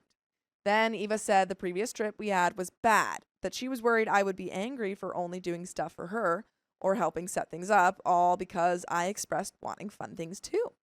She said I was a manipulator, for example, hanging out more with Tina during the trip. How she described me made me sound like a monster. She said this trip was about her and her leaving the apartment. I kept thinking, what am I doing here? Why ask your sister to join? Why do you want a monster to join? She said if things were going to be like this, she was done with me. I also felt like she was trying to paint me as a closet guard, even though I came out to our dad at 17 as bi, and she hadn't told him for a year that she had a girlfriend. I was stunned. I felt like I left my body and strangely felt numb. On top of that, I didn't have the money to just book a new place for the rest of the trip at that hour. I didn't know what to do, so I asked if it was okay to call our mom on speaker. I realized both our feelings got hurt and we needed a mediator. I tried explaining the situation as non-biased as I could, telling Eva to jump in if she had another opinion. I admitted I was quieter and more distant than normal during the trip. After I said my piece, Eva just scoffed but didn't really explain her side. When our mother said I didn't have to do what Eva wanted, Eva just quietly cried. When our dad asked what was going on, I couldn't tell him since everything hinged on a secret that wasn't mine. I felt trapped, and to cool things down, I left Eva alone to apologize to Rose, who was in the living room. I think this is kind of not everyone sucks here, but you two suck.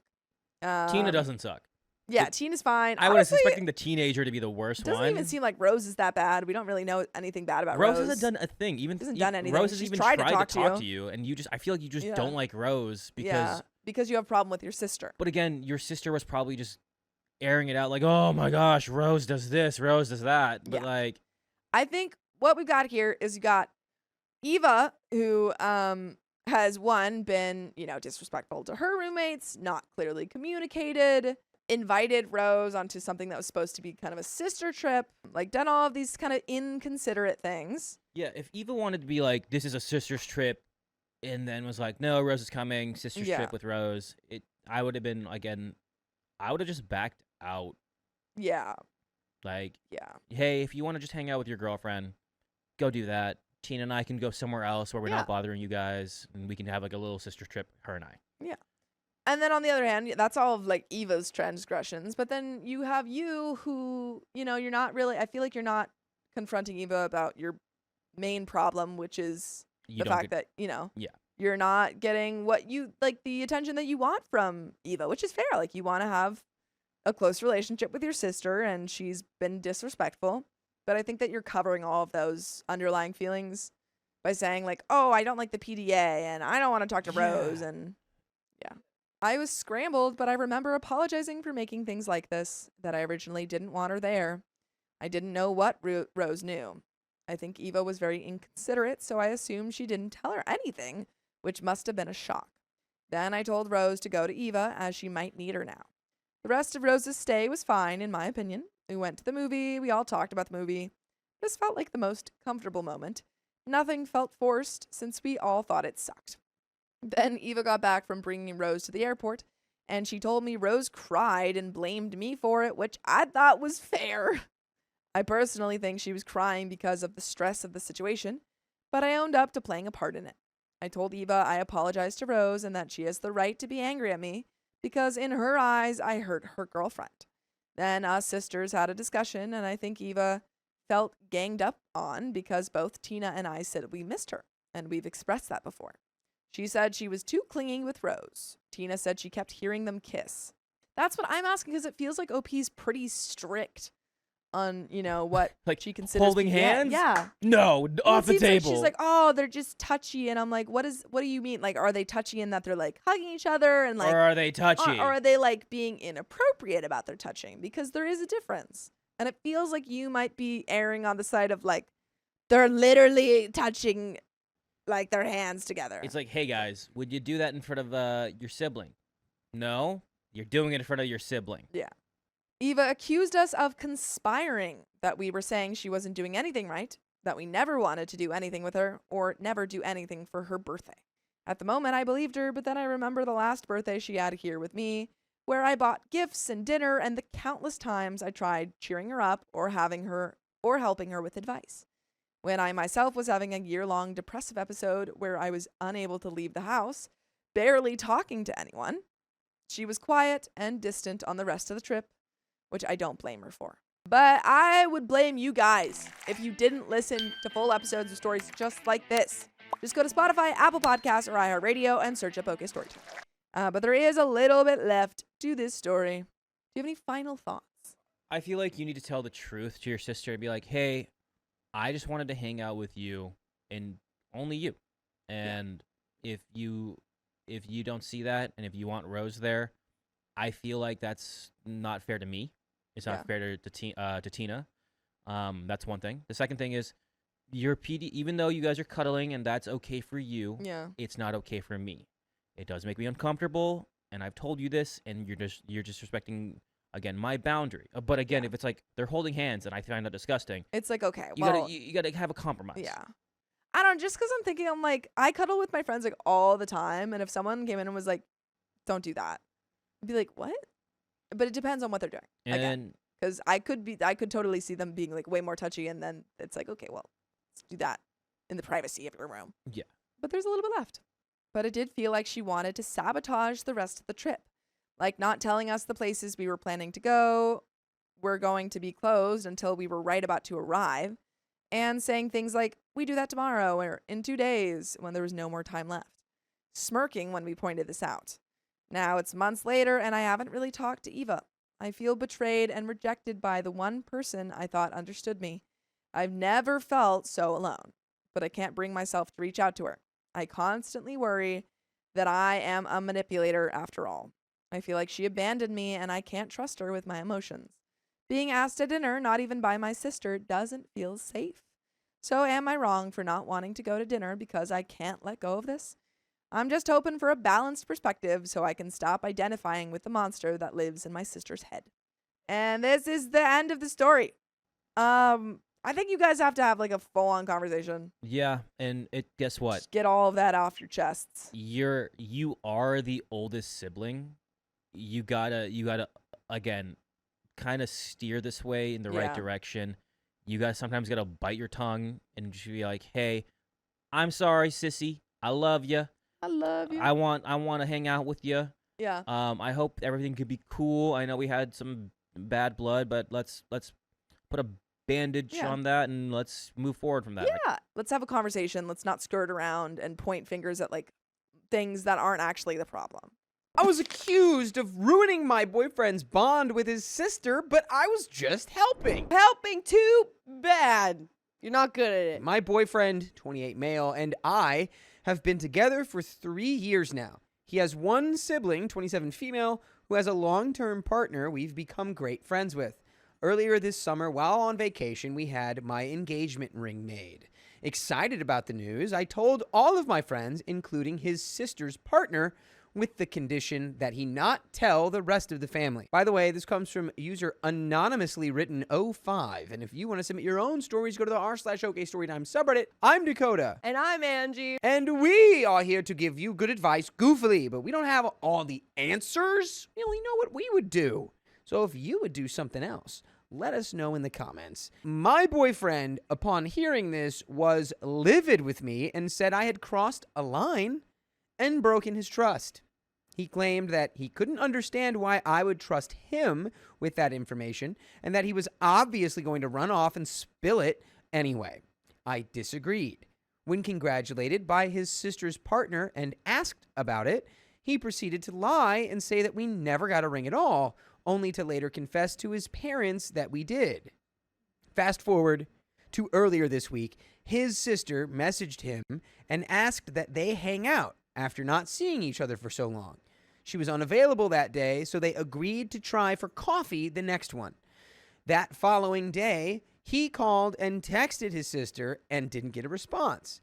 He then heard from his sister's boyfriend that they were talking at the moment. He tells me that he's not going to speak to her for an indefinite period over this, that he can't believe she ignored him, and that the ball is in her court to reach out to him now. I suggested maybe texting her again to clear the air and call her out, something along the lines of, hey, what happened to coffee? I said maybe she didn't realize that it was a hard plan because they had never set a time, or maybe she just had other things going on.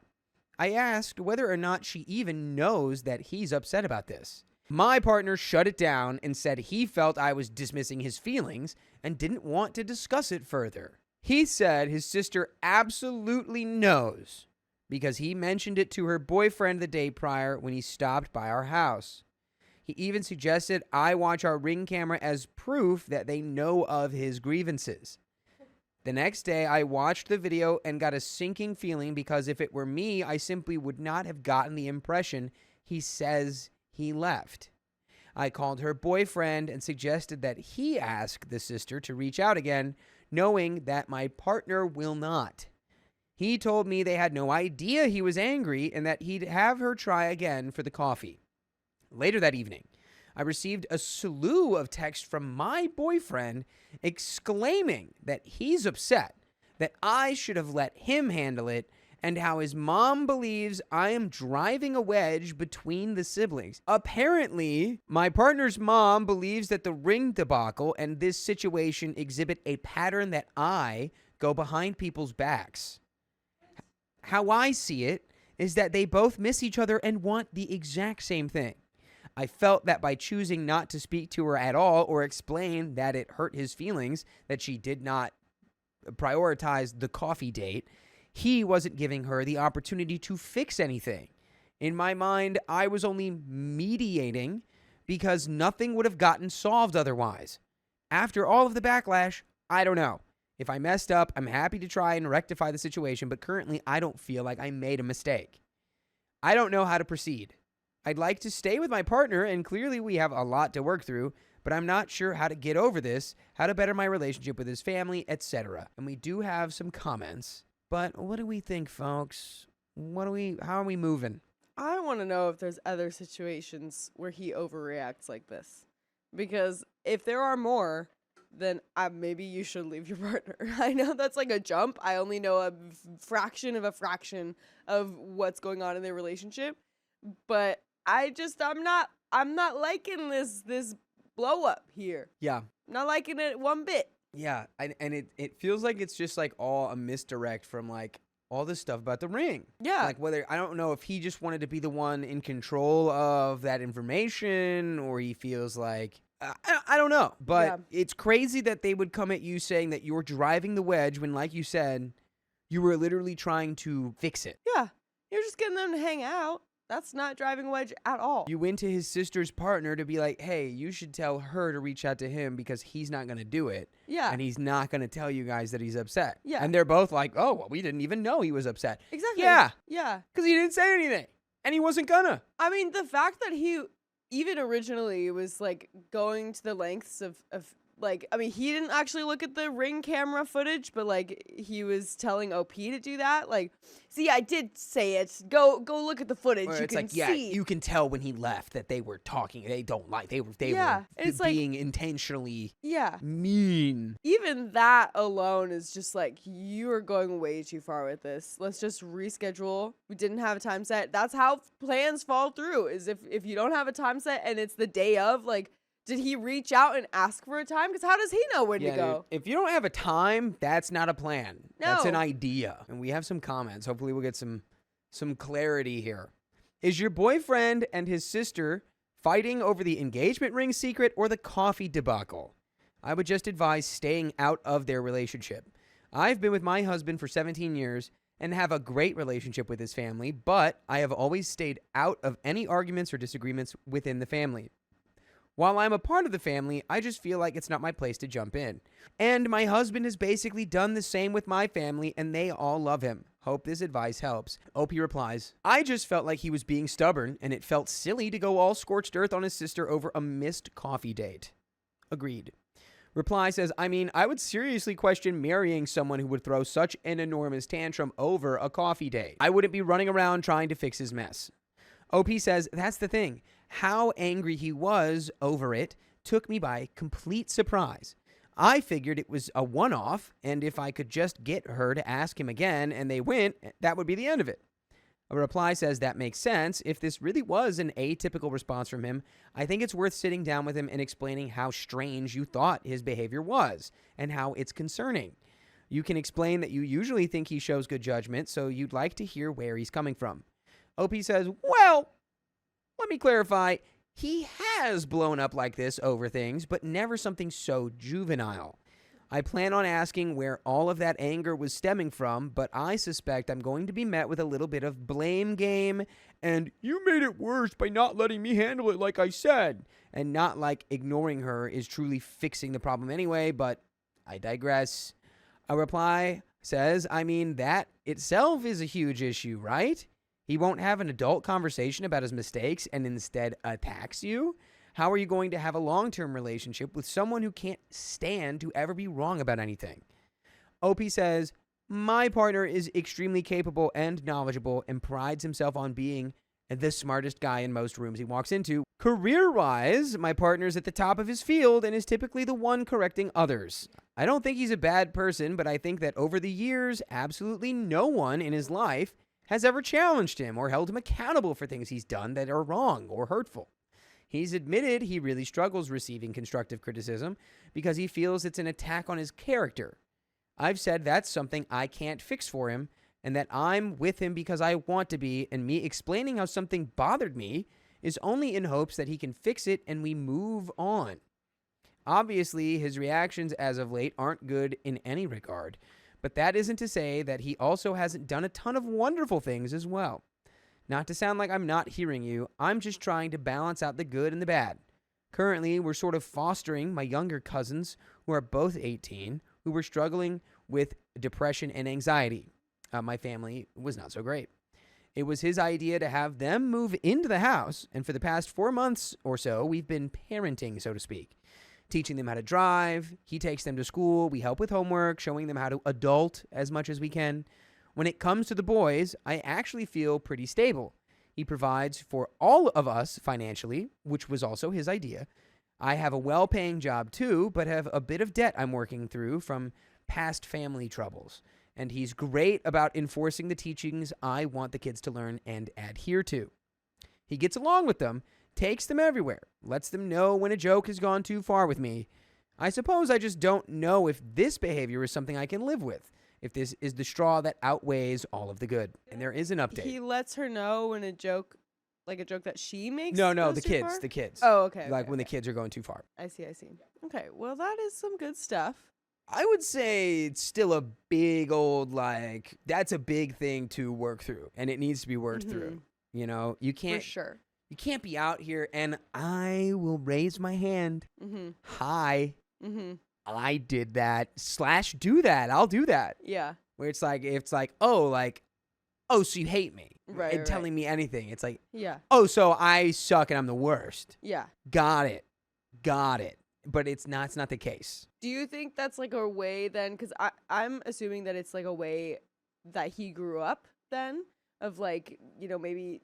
I guess I can't think of an example of how he would grow up, but I have an idea in my head. It's probably it's like some kind of cope or it's a perfectionist response where it's like, oh, so I'm not good enough. Yeah. Great. Because anyone has anything bad to say. Right, because I'm based on the things I can provide and accomplish. Right. So if anything I'm doing is wrong, that means that I'm bad and you don't like me. Yeah. I guess what I was assuming is like praise for things like what he gets maybe defensive about, like his academics or his work stuff, It, if he only got praise for that kind of stuff and then anything bad Yeah, or it's constructive was just I seen think as bad. the main point is regardless of wherever it comes from, it's just like if you're gonna move forward in a marriage and a relationship, you can't just be like, oh well, I feel like that's an attack on my character, so no, you can't tell me that stuff. You're gonna Yeah. have to change. You're gonna have to work on that for sure. You're gonna have to find a new coping mechanism, Yeah. especially when you just don't take criticism well. Yeah. Nobody perfect. But let's see what's in this update. Upon reading about his mom making this claim of my pattern, this is what I responded with. Quote, so me telling them about the ring and not understanding why I can't share the news of us getting it is going behind your back when I am also friends with them. I would hardly call that, in this situation, a pattern. If there are concerns about my character, I'd love to be able to address it with her. It makes me sad to hear that you guys think of me that way when anything I've ever done is with good intent. My friends and family are always the first ones to tell me if they think I'm ever out of line, and we've always shared that kind of stuff with one another. What we're stressed about, who we're mad at, everything that's going on. Clearly, that's not something you guys do, and it's causing a rift. Going forward, I can just let you do as you please, but I think it's a little unfair to say that I have a pattern of going behind backs, and I sent that on Friday. Then She sent this earlier this morning. I'd like to send a message to your mom to apologize and explain. The last thing I want is for things to be tense and awkward, or for me to hate being at family gatherings knowing she feels that way about me. We have not spoken yet, though we do live together. My messages have been left unread because I've been working late the past couple of days. When I've got home, he's been occupied playing games with our boys. In front of the boys, I've held a brave face and joked with them as normal and thanked my partner for leaving me a meal. He didn't speak to me the first 2 nights, as I suspected, but I didn't push for communication either. But you know what I will push you to do is to listen to full episodes with stories like this on your favorite podcast platform, iHeartRadio, Spotify, Apple Podcasts. I don't care what it is. Just search OK Storytime, and you can listen until the end of time, or at least for 78 plus days. And we do have a little bit more story to go. I'm not feeling like this is a great, I think y'all need some counseling to figure out where his, communication problems lie as a team, with a mediator present, and then figure out how we're going to take the steps to improve it. Because giving you the silent treatment and you expecting it, not okay. Any sort of overreaction, even like all of this stuff, I'm just not a fan. I'm not a fan of this guy. Not a fan one bit. It seems like his move is to just cut off or stonewall. It's like his sister doesn't commit to their coffee date that neither of them even had a time for. And he's like, she's done. I'm not talking to her. I'm not reaching out. She's going to have to fix it. And it's like, what are you doing, brother? It's just coffee. What you doing? What are you doing? Yeah. Anyway, let's finish this story. Last night, after playing around on his laptop, he told the boys, I'll be back in 5. I got to talk to my partner. I'd been sitting watching a show downstairs next to his office. He comes over, says hello, kisses me on the forehead like everything is normal. He asks if we should talk about it. I tell him that we can table it for the following day because this will be longer than a 5-minute conversation and the kids are expecting him. He says, okay, and goes back. I'm not sure if his mom is truly feeling the way he claims she is, but if so, I'd like nothing more than to apologize for stepping in and explain that I had no malicious intent in doing so. I wonder if that is even a good idea and how to approach it better. We got some comments here. Comment number 1. I feel like you're a lot more concerned about his mother's supposed opinion of you than you are about the fact that you plan to marry someone who feels entitled to treat you like crap with no consequences or resolution or even defense. You are the one making the excuses for his behavior. Comment 2 replies, why don't you talk when you go to bed? You have plenty of opportunity then. I honestly think this whole thing is a non-issue. Also, why are you in therapy if you're not even married? I don't get the therapy hype for relationships. It's not at all normal in Scandinavia. Just talk, blow up a little, bang a few kitchen cabinets, and get it out and let it blow over fast. OP replies, I've been getting home extremely late these days due to work and have been going to bed pretty much immediately after I get back. He's been up with the boys playing their new video game and staying up at ungodly hours with them because it's the weekend. I plan on speaking today. We do have our rings and marriage is the plan. I'm sure the cabinet thing would make me feel better for a short while. Just not how I prefer to problem solve. Comment 3 says this man is not worth the drama. And that is the end of that story. My sister avoided me for years, even though we were separated as children. So she was already used to avoiding you for years. I was born in England with 2 older siblings, a brother who is 2 years older than me and a sister who is 6 years older. We share the same mother but different fathers. My parents' relationship was dysfunctional at best. Both of them have their own horrible events in their upbringing that have made them who they are, for better or worse. By the way, this comes from Dante's Cheese, and if you want to submit your own stories, go to the r/OK Storytime subreddit. I am Savannah. I'm Dakota. And we're here to give you good advice goofily, but obviously we don't have all the answers, and we would love to know what you would do in the comments, and we're going to tell you what we would do it right now. Sorry, I'm just plugging my nose because Dante's cheese is so stinky. As OP says.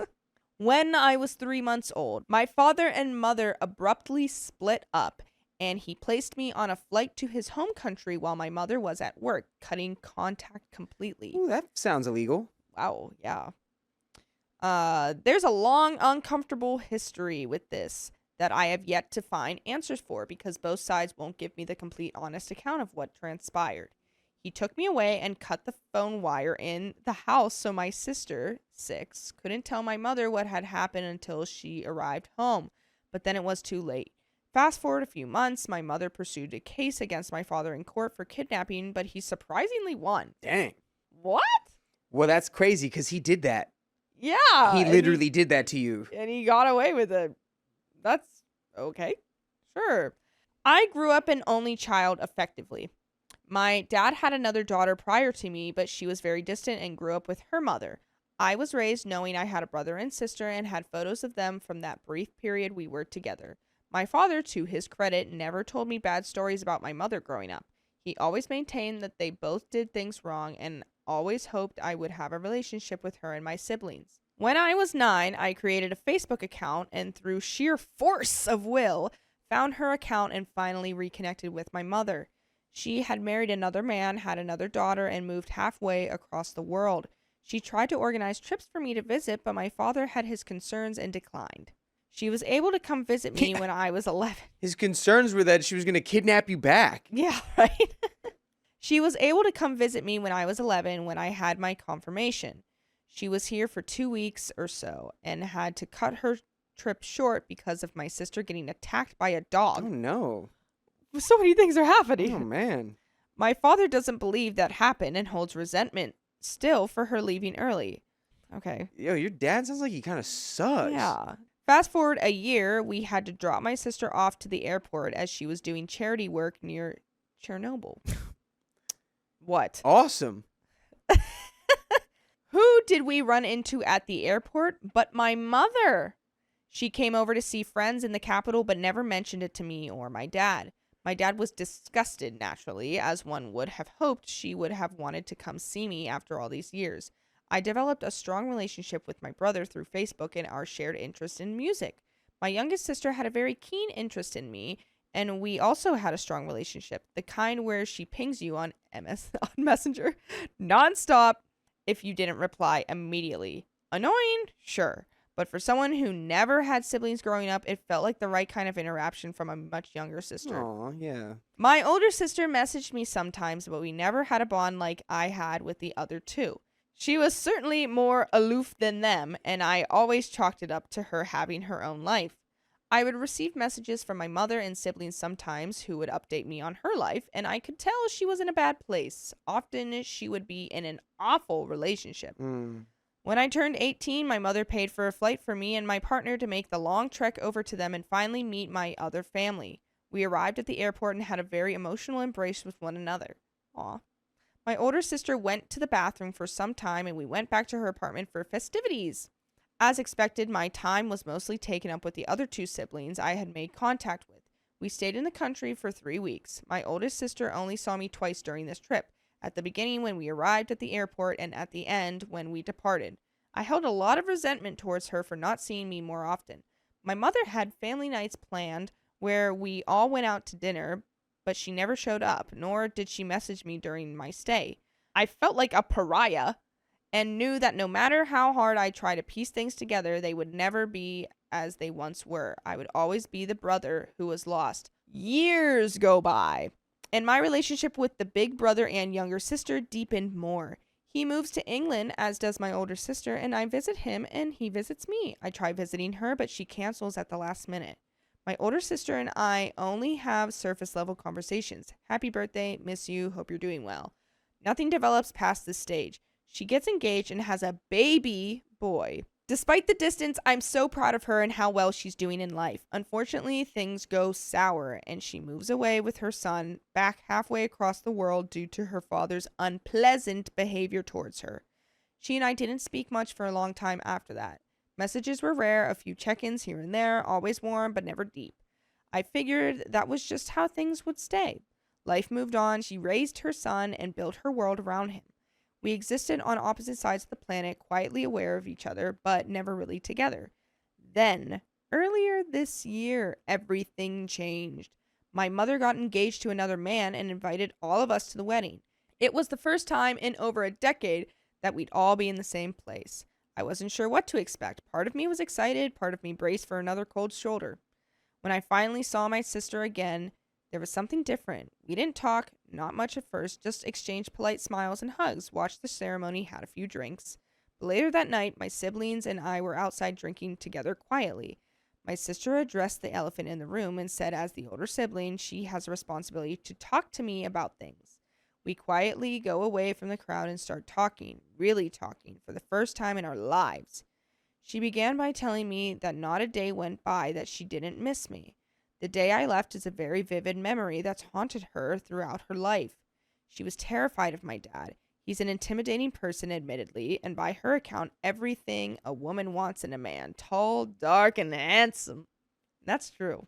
I physically resemble my dad, and seeing me that day at the airport brought out unresolved trauma that she didn't realize was buried deep down, and it festered. She feared for my safety constantly, worried that something might happen to me as a child. Her trip to the bathroom was in actuality a panic attack brought on by the sight of me. Aw. She told me for much of my trip that she laid awake at night crying herself to sleep, unable to bring herself to see me, and all the pain that came from that night long ago that was awakened by my presence.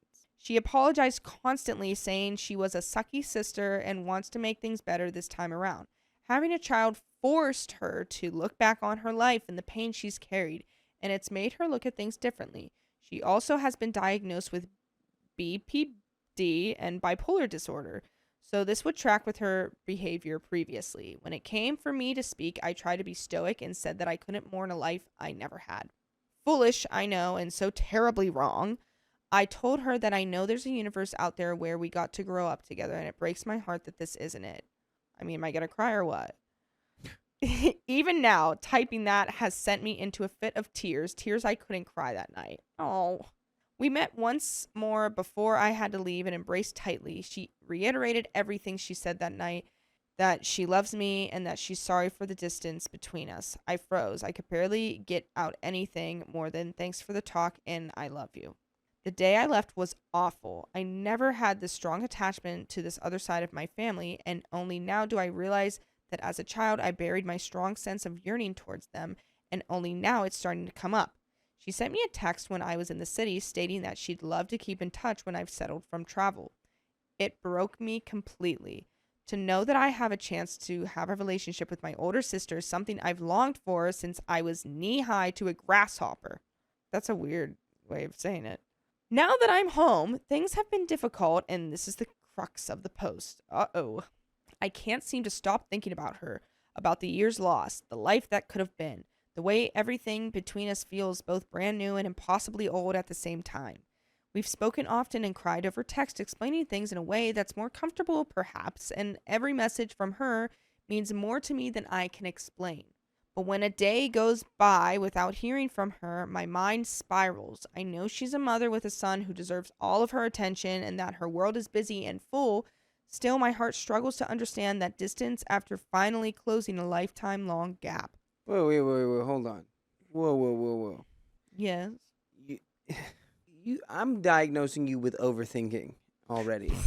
You guys closed the emotional distance, but like you said, she has a child and a life, and she is probably busy. One day is nothing.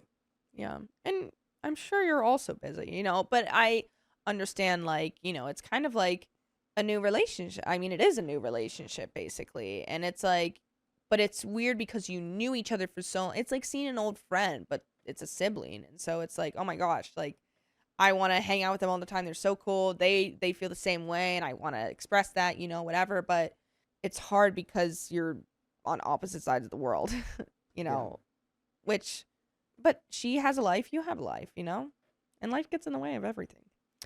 I finally have what I've wanted for most of my life, and yet it hurts so much just to hold it. I look at her being a mom, living her life, and I feel so proud of her. But also this quiet ache that I'll never be as close as we could have been if we'd grown up together. It's like I've arrived too late to a story that's already halfway written. There's a bond she has with my brother and younger sister that I will never have, and it unalives me to accept this. I'm mourning the time we lost, the annoying sibling rivalry, the ways we would grind each other's gears, the funny things she would say when she comes home from school, how we could have sat in the sitting room or backyard for hours and not say a thing. I'm mourning all of the versions of her I didn't get to see. The annoying older sister, the angsty and brooding teenager, the aloof young woman. I've arrived at a midway point in her life, and there's an inexplicable, horrible void inside me that yearns for the years I've lost. I'm holding on to the little similarities that we have, everything that I can to cope with this feeling of being so distant. We both have black hair and blue eyes. Neither of us have tattoos. It's like I'm hoarding every item and fact that can be used as a sentimental bond between us, even if it's only superficial. Anything that feels like proof that we are of the same blood, of some shared past. By the way, you can share our past by listening to full episodes with stories just like this. You can go to Spotify, Apple Podcast, or iHeartRadio, or your favorite podcast app and search OK Story Time, and you'll get endless amounts of videos. Yeah. There's another update, but whoa, what are we thinking? Yeah, all your feelings are valid. It's a lot to comprehend and reckon with for sure. Yeah. I think it is becoming like very prevalent in your mind because I think subconsciously you have wanted this. And maybe not even subconsciously, just consciously you have wanted this, but like never knew how to go about it and didn't really know what to do and kind of just, let it go for like years. Yeah, and just then- like it won't happen. It can't happen. It's not going to Yeah. happen. And now it's happening, and you're having to recalculate and reassess all these thoughts in your brain. I think you were, for so long, you were just dealing with these emotions of just being like, it's okay if we don't speak. It's okay. I'm fine with that, even though you weren't. And now that this is coming to fruition, it's like, oh my gosh, this is everything I've ever wanted. Now I'm like obsessed, type of thing. Like Yeah. I've been thinking about this for a while, but now that it's happening, it's like triggering everything. Like Right. you're going down the hill now. So, but I mean, I don't know. I just kind of want to see what's going to happen. Let's go. I'm trying to remind myself that love doesn't have to make up for lost time, that it can still exist in the time we have left. She's made it clear she wants me in her life, and I'm endlessly grateful for that.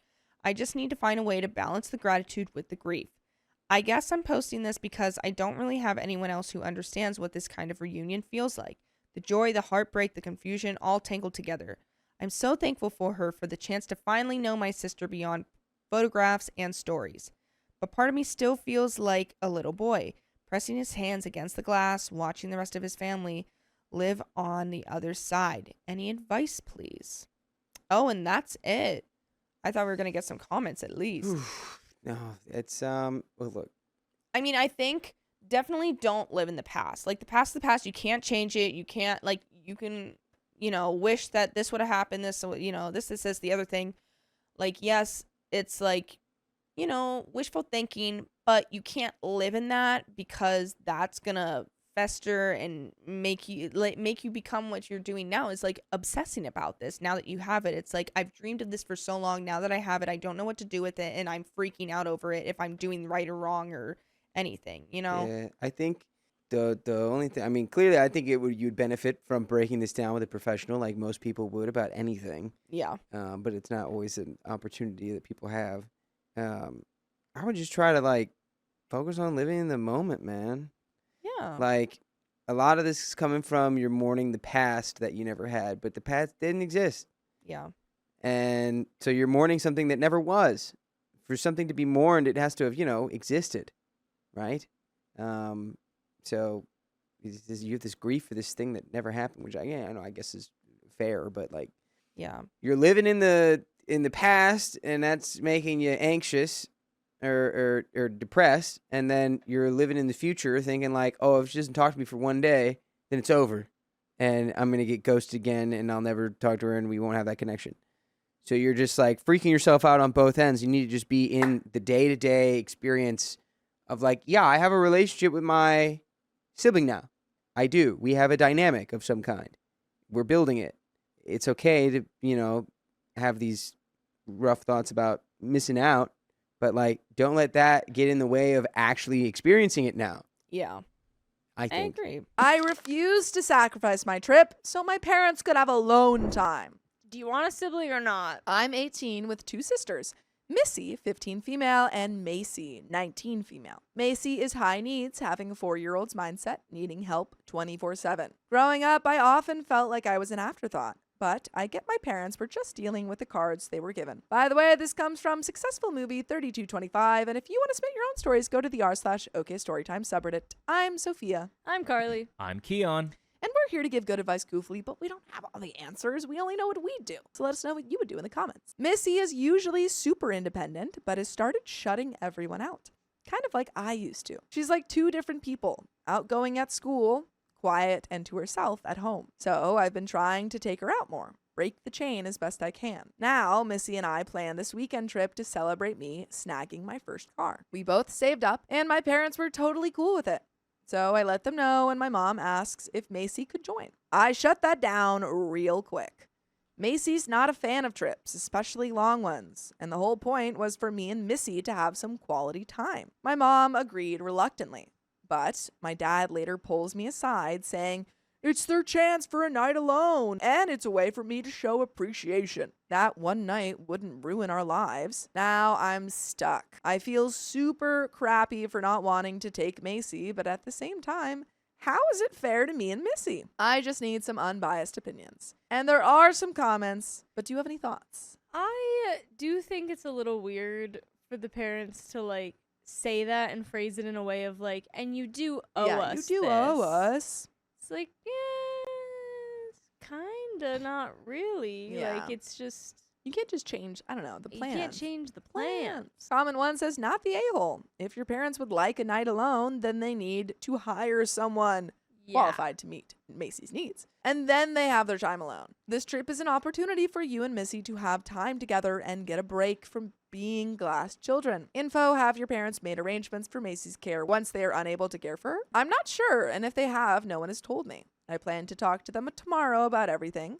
I'll make sure to add this to everything. And reply, as the sibling to a low-functioning adult, I guarantee that you and Missy are your parents' plan for Macy's care when they can no longer do it. It's time to start telling them that this won't happen and it's not negotiable. Not the a-hole for wanting a fun time away alone with Missy. You're not a trio, and you don't have to include anyone you don't want with you. Comment 2 says, can you plan a night where you spend the night and your parents can go out for the evening and stay at a hotel for a mini one-night vacation? That way, your sister doesn't have to leave the house, but your parents can have a much-needed couple break. OP says, I'll definitely try this out and see how it goes. Thanks for the idea. Comment 3 says, not the a-hole. They need to organize their own nights alone, not expect you to change your plans so they can get one. And the show appreciation jab. Oof, not cool, Dad. Dad, this weekend is about me and Missy, and we've been planning it for ages. We won't be changing it. If you'd like me to watch Macy and Missy another time while you take Mom out for a date, let's chat dates and options. Exactly. Yeah. Why can't you guys do it another time? Yeah. That's the thing. It was like, this is their time away from their other sibling. Mhm. And now you're just like, oh no, and take her too. And it's like, no, the whole point of the trip, only me and Missy are going. Comment 4 says, not the a-hole. I can empathize with your parents, but in the end, their kids are their responsibility. You had planned something, and they want to take that away to benefit themselves. It would be appropriate for them to ask you to take your older sister another time, and probably pay you for your trouble, so they can get that alone time. But trying to force you to change your plans to accommodate their wants is a bit selfish. Yeah. And also, she didn't even, like, she doesn't like long trips. Yeah, she wouldn't even want to go on this. Right. Now you're making forcing all her- 3 yeah. of your kids have a terrible time. Yeah. And there is an update, but I think it's pretty unreasonable for your parents to ask this of you when I agree. They Yeah. could just say, hey, could you watch her, take care of her another weekend so Yeah, we can have For a sure. weekend off. Update. A lot of you are asking the same questions, so I'll go ahead and try to answer them all. Yes, Macy does have a caregiver all week during the daytime, while everyone is at work and school. I also spend time with Macy the same I do with Missy. We watch movies, read books, color, etc. I definitely will tell my parents that I am not bringing Macy on our trip, and that is non-negotiable. and maybe I could watch her for the weekend while they do whatever. I guess when my dad said appreciation, he was referring to going half of my car. I will also tell them that I do not plan to take care of Macy when they get older or pass away, and that they need to start to look for somewhere for her to go. I will definitely bring up the year's worth of neglect and how, sooner or later, they will lose both of their daughters. I really appreciate everyone's advice in the comments. It made me feel less alone. I'll also definitely be showing them the comments. I'll do an update post either after the conversation or after our trip, depending on how it goes. And there is an update almost 2 years later? Well, it took a while for that trip then. Dang. What do you think happens? Well, first, what I was going to say before I take my guess Yeah. is that I think bringing the car into it is ridiculous. I know. Appreciation because we paid for not the same thing at all. No. Totally different. Totally things. different. I think Macy did not go on the trip. Yeah. I'm going to be hopeful. I think that they had They've it sorted out. it out, They yeah. they hashed it out, and maybe it was an argument, and then the parents were like, we're really sorry. We're just really tired. And then she was like, and I'll watch her for a different weekend. And they were like, that would be lovely. I think I'm going to go on the other side Oh, just to no. give a little bit of, Okay, let's keep it, variety. yeah. I think that OP has now gone low to no contact with her family. And What do that you I'm think? just to add variety. Yeah, add variety, Keon. Ooh. Think of a third option. Yeah, you have to think of a Keon. third It option. can't be either of the things No. we said. There's no such thing as a trip. There was never such a trip. It was a test. Oh my god. Almost 2 years later. Hey, so I forgot I even made this post until I was going through old screenshots. Life got busy, a lot happened, and I never came back to update. But since the post reached a lot of people, and honestly helped me more than I expected, I figured I'd share how things turned out. Yes, Missy and I went on our trip. Thank Nice. goodness. I wanted to be Okay. so Yeah. wrong. Keon's thing is out. Yeah, you're done. It was amazing. You guys Just the made two an of us easy choice. blasting music, grabbing fast food, staying up late talking, and doing normal sibling stuff without pressure. We both really needed it. I told my parents Macy wasn't coming. They weren't thrilled, especially my dad, but they didn't stop us. When I got home, we had a real conversation. I told them everything, how I felt invisible growing up, how Missy was starting to feel the same way, and how our whole world revolved around Macy. I said I wouldn't be her future caregiver. That was when their tone changed.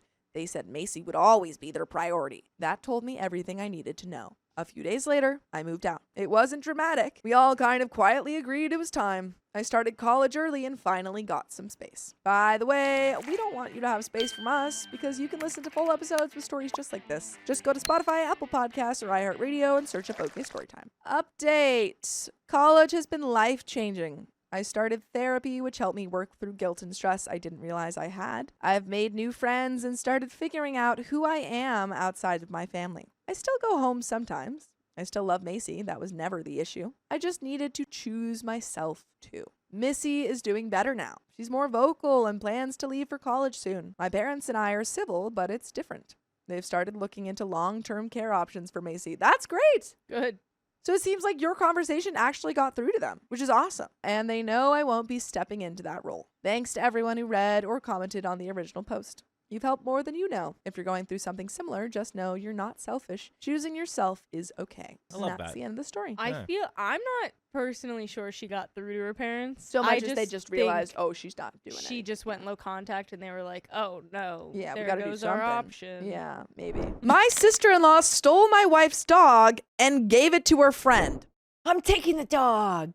Hello, everybody. We live in Boise, Idaho. Last week, my wife's pug, Banjo, went missing from our backyard. No! Alert the elders! My wife hung up flyers everywhere. And through social media, the search for Banjo has been shared across multiple states. Whoa. We've retrieved tons of calls about sightings of a wandering pug near where we live. We've checked, and it hasn't been Banjo. By the way, this comes from Laner Insaner. And if you want to submit your own stories, go to the r/OK Storytime subreddit. I'm Sophia. I'm Angie. And we're here to give good advice goofily, but we don't have all the answers. We only know what we'd do. So let us know what you would do in the comments. And OP says, a little background. My wife's sister, who is living with us at the moment, has expressed her dislike that our dogs sleep in a doghouse outside during spring, summer, and warm fall days. She believes he should be an inside dog and has always hated that he sleeps in a doghouse. My wife always keeps her dog inside during the day, but most nights he sleeps in his doghouse outside. Anyways, our dog went missing last Saturday morning, and the gate was open. We 100% saw him sleeping outside the night before. Apparently, my wife's sister's friend posted to his social media with a picture of a brand new pug she got, which happened to be the night before he went missing. Very suspicious. That is really, really suspicious. When my wife went to look, the friend and sister-in-law blocked her from the social media page. Oh my God. We had someone else try to look to see if it was him, but the post was quickly removed, I guess. My sister-in-law's friend usually comes over to our house twice a month, so she knows the dog and our house. Oh my gosh. They're all in on it. Oh, They're all in on it. crazy. The friend hasn't posted any pictures of the dog, but apparently she named the dog Nacho, which sounds decently close to Banjo, and would allow him to come to their call. My sister-in-law instantly gets quiet whenever we bring Banjo up and is acting seriously suspicious. There are some other personal details regarding why we believe she would take him. The sister-in-law and her friend are both around 19 and act very immaturely. My wife thinks they're keeping him at the friend's boyfriend's house. We found out where he lives, and my wife wants to go on a stakeout to see if we can spot him before contacting the police about it. I want to confront the sister-in-law about it, but my wife is worried if we do, she will tell her friend to move the dog somewhere else to stay out of trouble. I honestly wouldn't put her past her. Yes, I mean, she's stealing the dog to give away to someone else. That's crazy. I thought it was going to be like she steals the dog so that the dog can sleep inside for the night. No, And now yeah. the stealer has the dog. Stealer has dog. But it's just straight up, I'm going to steal the dog, give it to my friend. That's insane. She's going to post about it. Yeah. My question is, if they really did steal our dog, what can we do about it? I genuinely don't know if you can do much other than steal it back. Yeah. Honestly, you probably would have to steal it back. I wonder if there's some sort of like legal things. I know you have to like get your dog registered. Yeah, if you had it like So- the tracker in it, you can sometimes prove, Yeah. but it is pretty hard to like legally get a dog back. I bet. Yeah. Any advice would be greatly appreciated. My wife has been so upset this last week, and I just want to find her dog. I have a feeling my sister-in-law did take him and give him to her friend. I don't want to take action without full-blown proof. We have multiple pictures of Banjo to compare and see if it's him, as well as proof of when we purchased the dog and the social media post about him missing. I just want to find him and will be upset if they really did this to us. And there are some relevant comments, but do you have any others thoughts? Yeah, I can't believe that either. I think go on a stakeout. Yeah. Put your best sneaky clothes on. But all black, Yeah. mask, Lights off on the car. dog And- bone. Dog bone, dog whistle, Mhm. favorite snacks, whatever you know Banjo best. Yeah, we don't know Banjo. We don't know Banjo. Or Will he- Nacho. Oh, yeah. Nacho. More over like here. Nacho Dog. Oh. We're getting him back. Getting him back. Carl 321321 says, did you ever take the dog to the vet? Did he have any operation or stitches that could be used to verify? Opie says, no, we have not. He's a very unique pug, though. Way taller and longer-legged than most pugs. Luckily, we have lots of pictures of him to compare. Molly Cool says, also take your animal to the vet. Hate to sound like a butt, but that's terribly irresponsible of you as a dog owner to have never taken your dog to a vet. Dogs need a checkup once a year.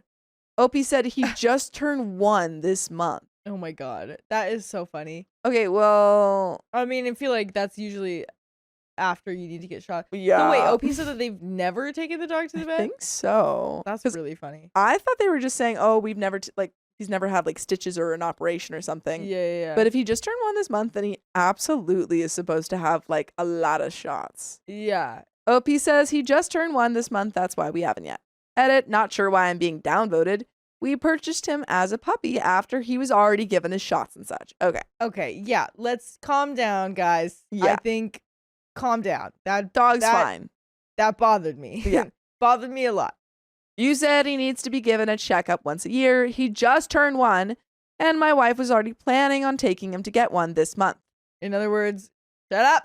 Edit 2, you guys are completely right. As soon as we find him, we will take him to the vet for a checkup, shots, and ship. Appreciate the feedback.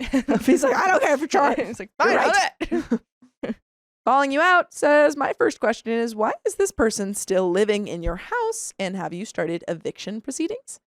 OP says, if this all turns out to be true, then she will be out of the house quick. Oh, that's why she didn't take the dog, because she lives with them. I see. I didn't realize that. I didn't either. That's cuckoo. It said something about her being over a lot. Yeah. So I thought that meant that. she was just over a lot. Yeah. So, okay. But She she's lives in over your a lot because she house. lives there. She's stealing your dog. She lives in your house. Mm. Bell Knight says, just some advice to make sure you evict her legally with written notice in accordance with Idaho laws. Otherwise, you are opening yourself up to a potential lawsuit. And there is an update. 2 days later. My wife got her friend to confront the friend and her boyfriend who they thought took him. They were recording the whole interaction. The friend and her boyfriend pretended they had no idea who my wife was. Even though the girl has come over to our house multiple times over the years I see. and is best friends with my wife's sister. That's so funny. She's like, That's what? so funny. What? I've never heard. Who? I'm sorry, who are you? Yeah. I've never seen you before. I don't even. You've Huh? been in our home, actually. Yeah. Well, they got someone else to confront her, but still insane for them to be like, I don't know who that. Oh, I don't know who that is. okay. I'm mixed around with the people, but I get it now. Our dog Banjo was at the door when they answered. After my wife's friend confronted them and told them they were going to get the police involved, they slammed the door in her face. My wife talked to a cop but was told they couldn't do anything that night since that couple that took our dog lived in the next city. My wife gave them information about it all and gave them the girl's number who took the dog. The cop called her and left a voicemail after she didn't answer. The cop then called my wife and told her to go to their house with the cop on the line. They then acted like they didn't have a dog, even though they just saw the dog when they first confronted them. The cop told my wife to leave the house because the girl wouldn't even come to the door to talk to my wife. The cops told my wife they will call her back once the girl responds to the cop's voicemail. 10 minutes later, the girl who stole the dog texted my wife saying they will give her Banjo back as long as they don't involve the cops. Sketchy. This is so funny. Is this a ransom now? This is literally like meet behind the Walmart. Yeah. And I'll bring don't the dog. Yeah. Don't bring anyone. Come alone. Yeah. Don't wear a wire. They dump water on them. Yeah. Yeah. They're wearing a wire. Or something Bring like that. $10 million. Yeah. And I can get you Banjo back. And only then. They met up with them and got Banjo back while being cussed out for stalking them and finding out where they live. Banjo is now home, and I've never seen my wife so happy with tears of joy. As for my wife's sister, who is currently living with us and was a part of the whole process, is playing dumb and acting like she didn't know about it until a couple days ago. She's like, "Why, Banjo? Where have you been?" What? I've actually. What is that? Is that a dog? I've never seen this thing before. Where's its nose? It can't breathe. Just never seen a pug before. We will be having a sit-down discussion with her when she gets home, and we will be giving her an eviction notice on when she needs to be moved out. I will let her know, and we'll be recording the whole conversation as well as writing an eviction notice document. Nice. My wife is beyond upset she would be betrayed by her sister, especially after we were only charging her $50 a month on rent with her own bathroom, letting her use our car to get to work, and even feeding her so she could save up for a vehicle for herself. It's crazy. But, yeah. As much as I hate being mean to people, I can't allow her to live with us any longer and will be cutting off letting her use the car today. I just really hope she learns a lesson from this just as much as I have. Thanks, everyone, for the advice and opinions. We really appreciate it. Now on to my next update. Oh, What? There's more? there's more. Oh my gosh, that's crazy. I read every comment you guys wrote, and I completely agree. First off, I've never really had a dog before because I'm not an animal person, sadly. My wife, on the other hand, is the biggest animal lover I've ever met. See, she would literally adopt every animal she had come across if she could. I wasn't aware pugs had such issues sleeping outside, even if he slept in an insulated doghouse. I mean, to be fair, pugs probably will have an issue sleeping anywhere. Pugs just have an issue. They've got, they are an issue. They are an issue. Some more background information is we didn't let him sleep outside until 2 months ago. He would be inside all day until around 7 p.m. and sleep in his doghouse.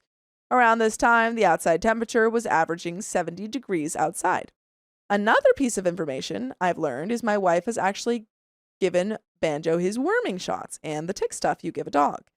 We live in a subdivision with a decent-sized gated backyard, so I wasn't worried about animals attacking him. Because of the feedback you guys have given me, I've talked to my wife, and we will be making Banjo an inside dog from now on. We will also be making sure he gets taken to the vet and got all his shots and checkups. By the way, I hope you guys check up on how many full episodes of stories just like this we have on Spotify, Apple Podcasts, or iHeartRadio and search up OK Storytime. But there is a little bit left to this story. Yeah. I love the side update of being like, well, we now know why we shouldn't leave Banjo outside. Yeah. Different issue. Yeah, we shouldn't leave her outside. I really love the fact that sister got what she wanted. Yeah. Banjo's not sleeping outside anymore, but guess who is? Sister, bummer. She's evicted. Gotta go sleep on. We got a perfectly good doghouse out here. It's Yeah, insulated. it's insulated. You can curl right up in there. It's if it like- can fit a pug, it can fit you. So true. It's like the house in like the Snoopy, is it the Thanksgiving movie, I think? Yeah. Where he just has like a bunch of stuff in there. Oh yeah. Yeah. I see what you mean. It's like super nice. Yeah. Bigger on the inside. I apologize if I upset anyone about the way we treated Banjo. I didn't put enough effort into thinking about his sleeping and veterinary needs. I am currently in the process of potty training our 2.5-year-old son, and have been putting more effort than anything else making sure he is learning and using the potty. So we will be working our hardest to give Banjo the best life he can. My wife loves him more than anything and treats him as another son. I've honestly never seen anyone love a dog as much as my wife loves and treats Banjo. He's super happy and excited to be home, and my son gave him a big hug as soon as he got here. No. Yay! I will work my hardest to make sure we can be the best dog owners we can possibly be. I'm just glad he is home. Thank you guys again. And they said we're getting Banjo microchipped this Friday. And that's the end of the story. Wow. Lovely. Okay. Love a happy ending. Banjo is safe and sound. Yep. And inside. And inside. And sister's outside somewhere. Up to her where? Yeah, who knows where? Who knows where? Not here, though. Great job, OP. Yeah. But that is the end of that story. I tried to expose my sister's affair, but she ended her engagement before I could. Dang it! You got to it first. My sister is 18, and her fiance is 20, going on 21. I have been living with them as a roommate since June. Her fiance recently got a new job that keeps him away for weeks at a time. After that, my sister got close to a male friend, and the way she acts about him has been getting awful. I try to give her advice, but she hears what she wants and throws out the rest. By the way, this comes from user DangerousFeed9047. If you want to submit your own stories, go to the r/OK Storytime subreddit. I'm Dakota. I'm Sophia. I'm Keon. We're going to read this story and tell you what we have to say. And you can tell us what you have to say in the comments all day long. And OP says, she talks about this guy like a middle schooler with a crush. She tells me about him hitting on her and complimenting her and flirting with her. His own fiance left him because she was uncomfortable with their friendship. My sister started talking badly about the ex and acting very differently personality-wise. Here's where I might be the a-hole. One night, my sister said she was going on a drive and she left her phone at home. That felt strange, so I went through it. I know that was wrong, but I couldn't help it. I've been cheated on before, and I can't watch it happen to someone right in front of me. The guy texted her something along the lines of, "Come over, baby. Daddy's waiting." She went to his house that night and came home the next morning claiming she slept in her car. My sister and her sister-in-law are planning to go see her fiance this Wednesday for his birthday. My plan is to text him Thursday morning before she wakes up and tell him to go through her phone. I cannot screenshot anything because she deletes the messages, but he can recover them and see everything since he has an iPhone. I hate cheating, and I feel awful keeping this secret while she lies to someone who treats her extremely well. I already told her she needed to distance herself before things exploded, like when this guy and his ex broke up. She ignored me, and talking to her does not help. So am I the a-hole if I expose her? Expose her. Expose her! Expose her. Expose her! Expository. I want Happy 60 feet. pages. I want a thesis. Wombo combo? Yeah. I think that you really should go to her first and say, this is unacceptable. I'm going to tell him if you don't. And then go tell him. I wouldn't even, at this point, I wouldn't even tell her. I would just go tell him.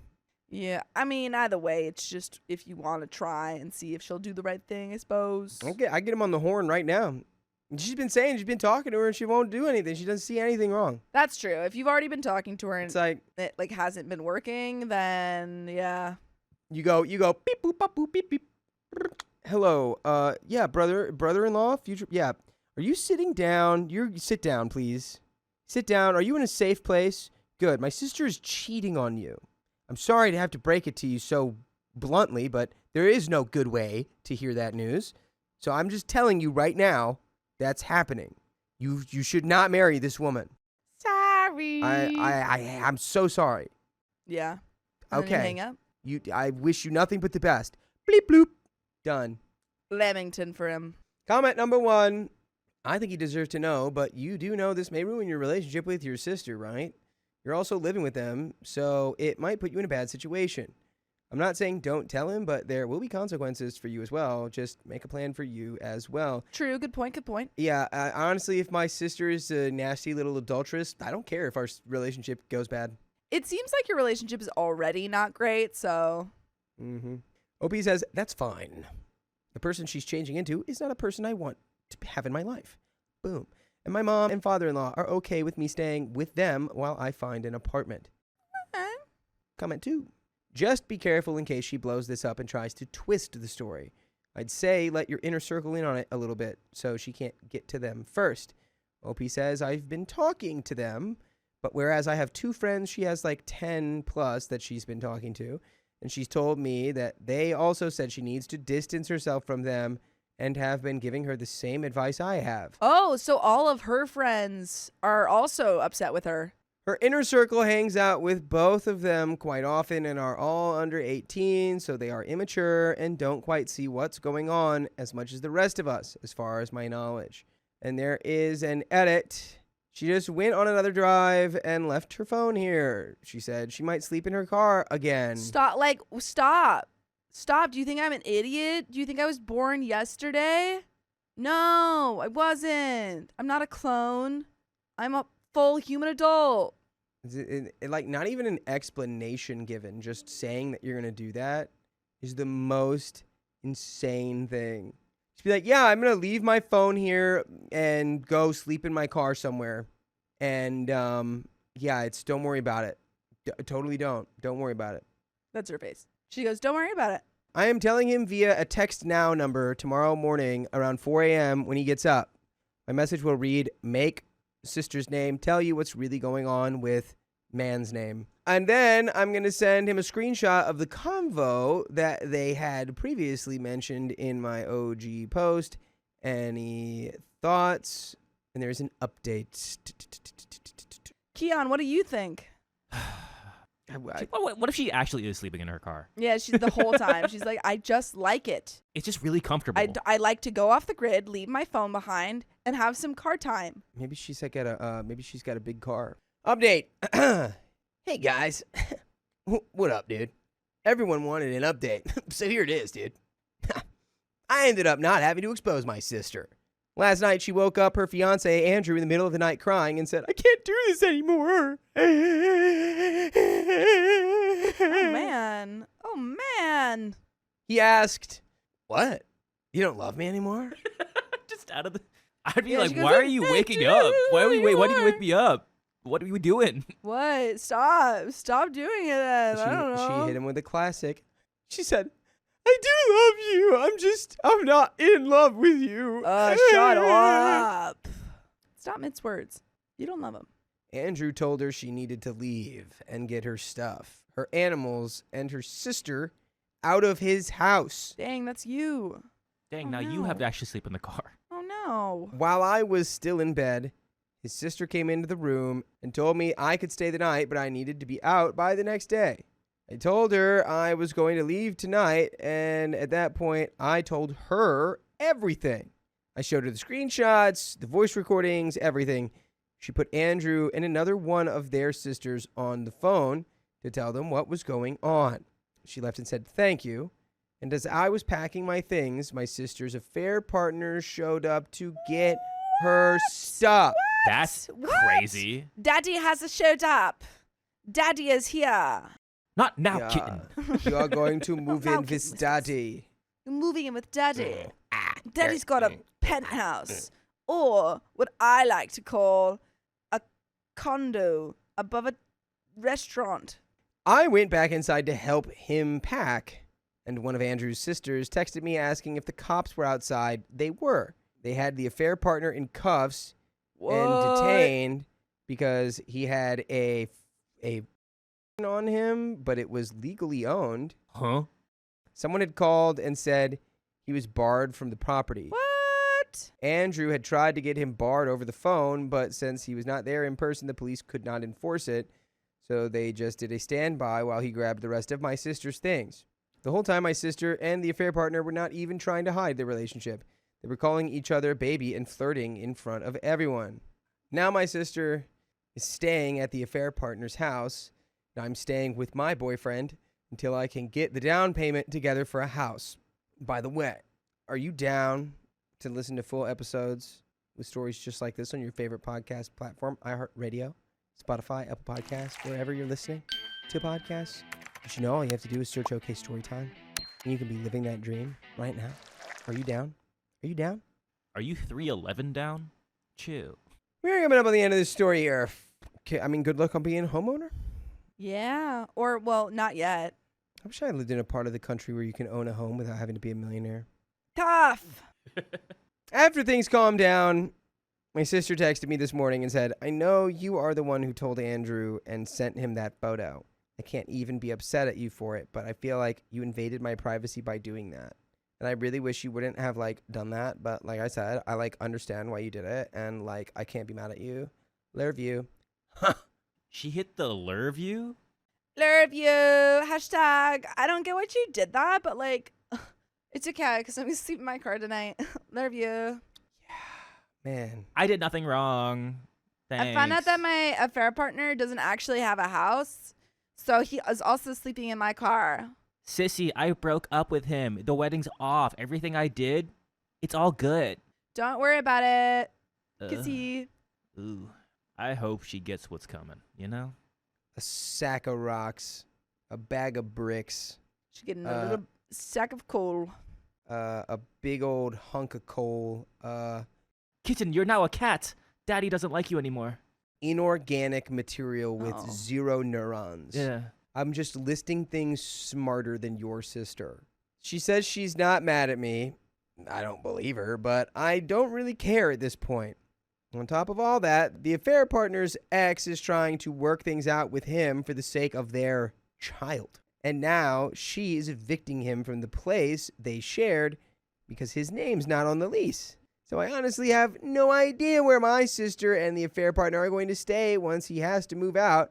But that's all I have to share for now. Thank you, everyone, for your comments. Wowee! And that's the end of that story. Dang. I feel bad for, It is for kind the of crazy guy, to yeah. me that OP was kicked out in the middle of the night. Yes, they said you could stay the day or stay the night and then leave tomorrow. But, to wake up, I don't know, to wake her up in the middle of the night. In the middle of the night. in the morning. In the middle of the whack. night. Yeah, I don't know, man. I wouldn't want anything around reminding me that I was with that woman either. Yeah, but at that point, I don't even think he knew that she had cheated on him. I think he was just like, you don't love me?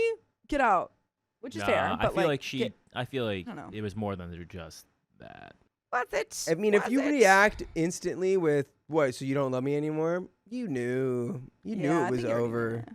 You knew it was ending, right? I want to expose my sister to her online followers. Whoa, you don't want to do that. Hey, what kind of followers we talking about? Whoa. Trigger warning for mentions of an eating disorder. For context, I, 22 female, have a younger sister, 20 female. She has several issues, and despite everything, I've always tried to be on her side and stand up for her. Her problems include an eating disorder, binging and purging, reckless spending, and a complete disregard for boundaries. By the way, this comes from a user, It's Memin, and if you want to submit your own stories, go to the r/OK Storytime subreddit. I'm Dakota. And I'm Angie. And I'm Keon. Yay. We're here to give good advice goofily, but we don't have all the answers. We only know what we would do. So if you would do something different, let us know in the comments. As OP says, I used to think our upbringing was the reason she turned out this way. But to give you a better idea of how serious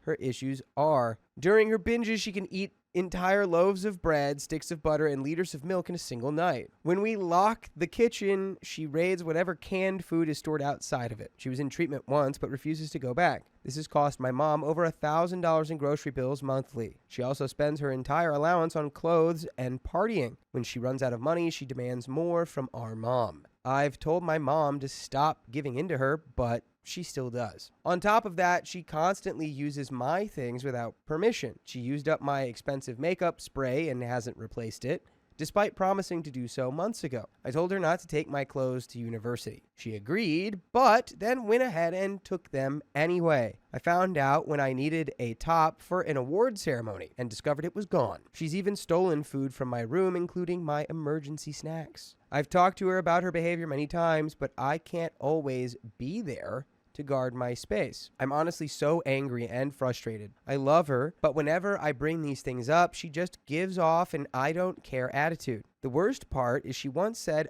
I understand how your boyfriend feels now when you try to confront him, knowing full well that my relationship struggles are a sensitive topic for me. I'm sure she said that just to hurt me. When I try to explain how her actions affect me financially and emotionally, she ignores me completely. What scares me is how openly manipulative she is. She once told me she sucks up to our mom to get more money. And she's admitted, I don't care about things unless they affect me. Well, it sounds like your sister might be just a scooch selfish. Sounds like it. Don't know what to do about that. Now, I'm at my breaking point. I know her reputation means everything to her, and part of me wants to make a TikTok, her friends follow me there, to expose what she's really like. I want it to be a wake-up call, something that finally forces her to acknowledge how she treats the people around her. Well, let me just say really quickly, that's not the way to do that. That's a terrible idea, OP. Couldn't be worse. Literally not going to accomplish anything except make everything worse. Very bad idea.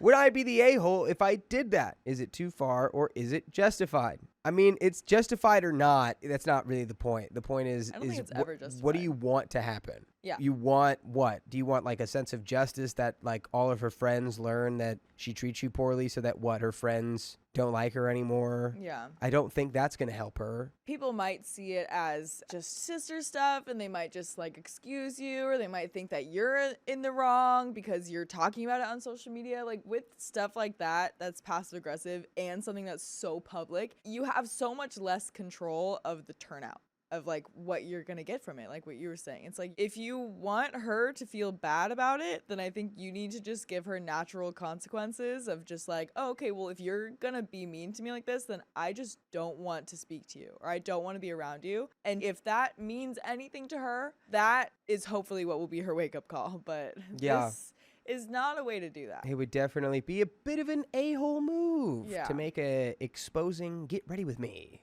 type situation. Yeah. But we do have some comments. I wonder what they have to say. Comment 1.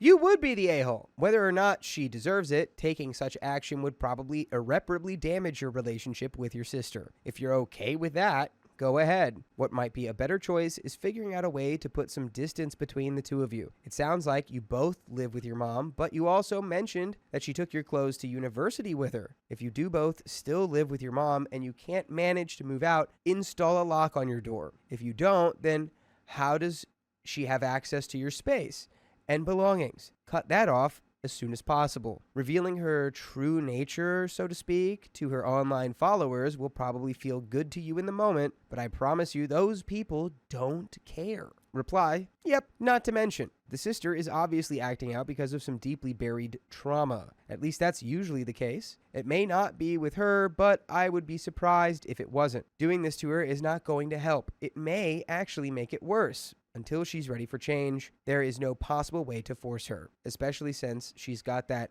nothing is my fault and everyone's against me attitude. In her eyes, this will just be one more reason to act out and make everyone miserable. Trust me, OP, you do not want the chaos this will bring. Comment 2 says definitely the a-hole. Doing something like that speaks volumes about you, not her. This notion is extremely childish and vengeful. I suggest you take a good hard look at yourself and figure out your true motivation. Doing this will only create drama for the entire family. There's a clarification here. It's not possible to move out. Where I stay, it is expensive. It is a cultural norm here that most people only move out once they are married. Some don't because even with 2 incomes, housing isn't very accessible. My family is not well-to-do. We've been living in the same place for 20 plus years. My door can't be closed properly, much less locked. I would need to replace the door frame and the door to be able to lock the door, which isn't financially viable. In my country, we can't involuntarily institutionalize people for an eating disorder, which honestly don't think that's the right move either. Yeah. I realize that going online is probably very immature of me. Hence, I think that's why part of me decided to get opinions first before going nuclear. Well, that's a better idea. Okay. The only reason I considered doing this was because my therapist said that people with her condition don't tend to change unless it affects her life badly and people find out, necessitating a change. I, although very idiotically, thought I could fast forward the need for change. I mean, I guess that if your therapist is telling you to do it, that explains why you thought it was such a good idea. Yeah. If people find out about it and she's like, okay, I'm going to text the whole school about it. Well, fair enough anyway. that she did say, like, I literally don't care unless things affect me. Yeah, But true. I don't know if you being the catalyst, because at some point her friends, if she does behave this way with you, I don't doubt that she probably behaves this way with others. And Yeah. slowly her friends around her will just be like, hey, we don't like it. Yeah, it will affect her at some point, Yeah. eventually. And there's another edit here. Thank you a lot to the people who gave me constructive feedback to not blow up the situation. I understand it sounds absurd what I wanted to do, but know it came from a place of extreme frustration and anxiety about my current situation. Not that it was ultimately right. Unfortunately, I am not able to move out and rent until I complete my university in 2 years. I'm still a full-time student and can only work on holidays due to my course load. I know it seems like I am making excuses, but this is my life. To be honest, I'm not angry she has the eating disorder. I don't feel anything but concern towards her in that regard. It's the serious disregard for any boundaries set, including those that she proposed herself. What I'm frustrated about is the stealing of my food. Food I bought to ensure that when she eats up everything, at least I have my own stash. She agreed that she would not touch my food and encouraged me to keep it out of sight from her so she wouldn't find it or be tempted. I never told her that I bought anything in order to not trigger her eating disorder. I hid it in a place where she would not have possibly seen it unless she rummaged through my belongings, which she did. And yeah, it's because your sister has a problem. Yeah, You know? exactly. It's like, well, get a safe if it's really that big of a deal. And yeah, I mean, it's not really a need for me to keep saying it that it was a bad idea to talk about it on social media because you already know that. But I feel like that probably would have made it worse, honestly. Yeah. It would have made her, because it's more about control rather than just like wanting food. You know what I mean? Exactly. So yeah, she's got a problem. Let's be patient with that.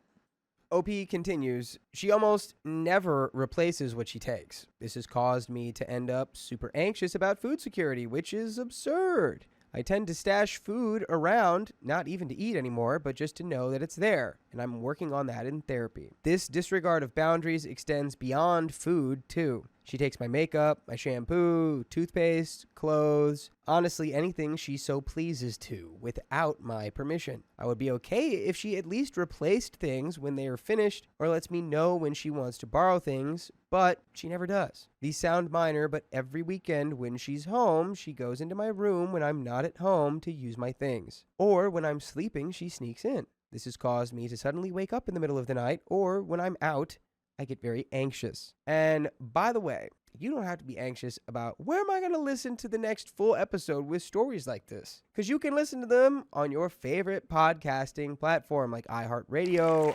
Spotify, Apple Podcasts, or wherever you listen to podcasts. Just search OK Storytime. And we do have a little bit more story here. I know that, your sister's been resistant to, I guess, going to therapy, but that would be the move, I would think. There's got to be resources out there, too, on, like, how to help a family member with an eating disorder. Right. Did she ever mention talking to her parents about, like, her taking her shampoo and other makeup stuff?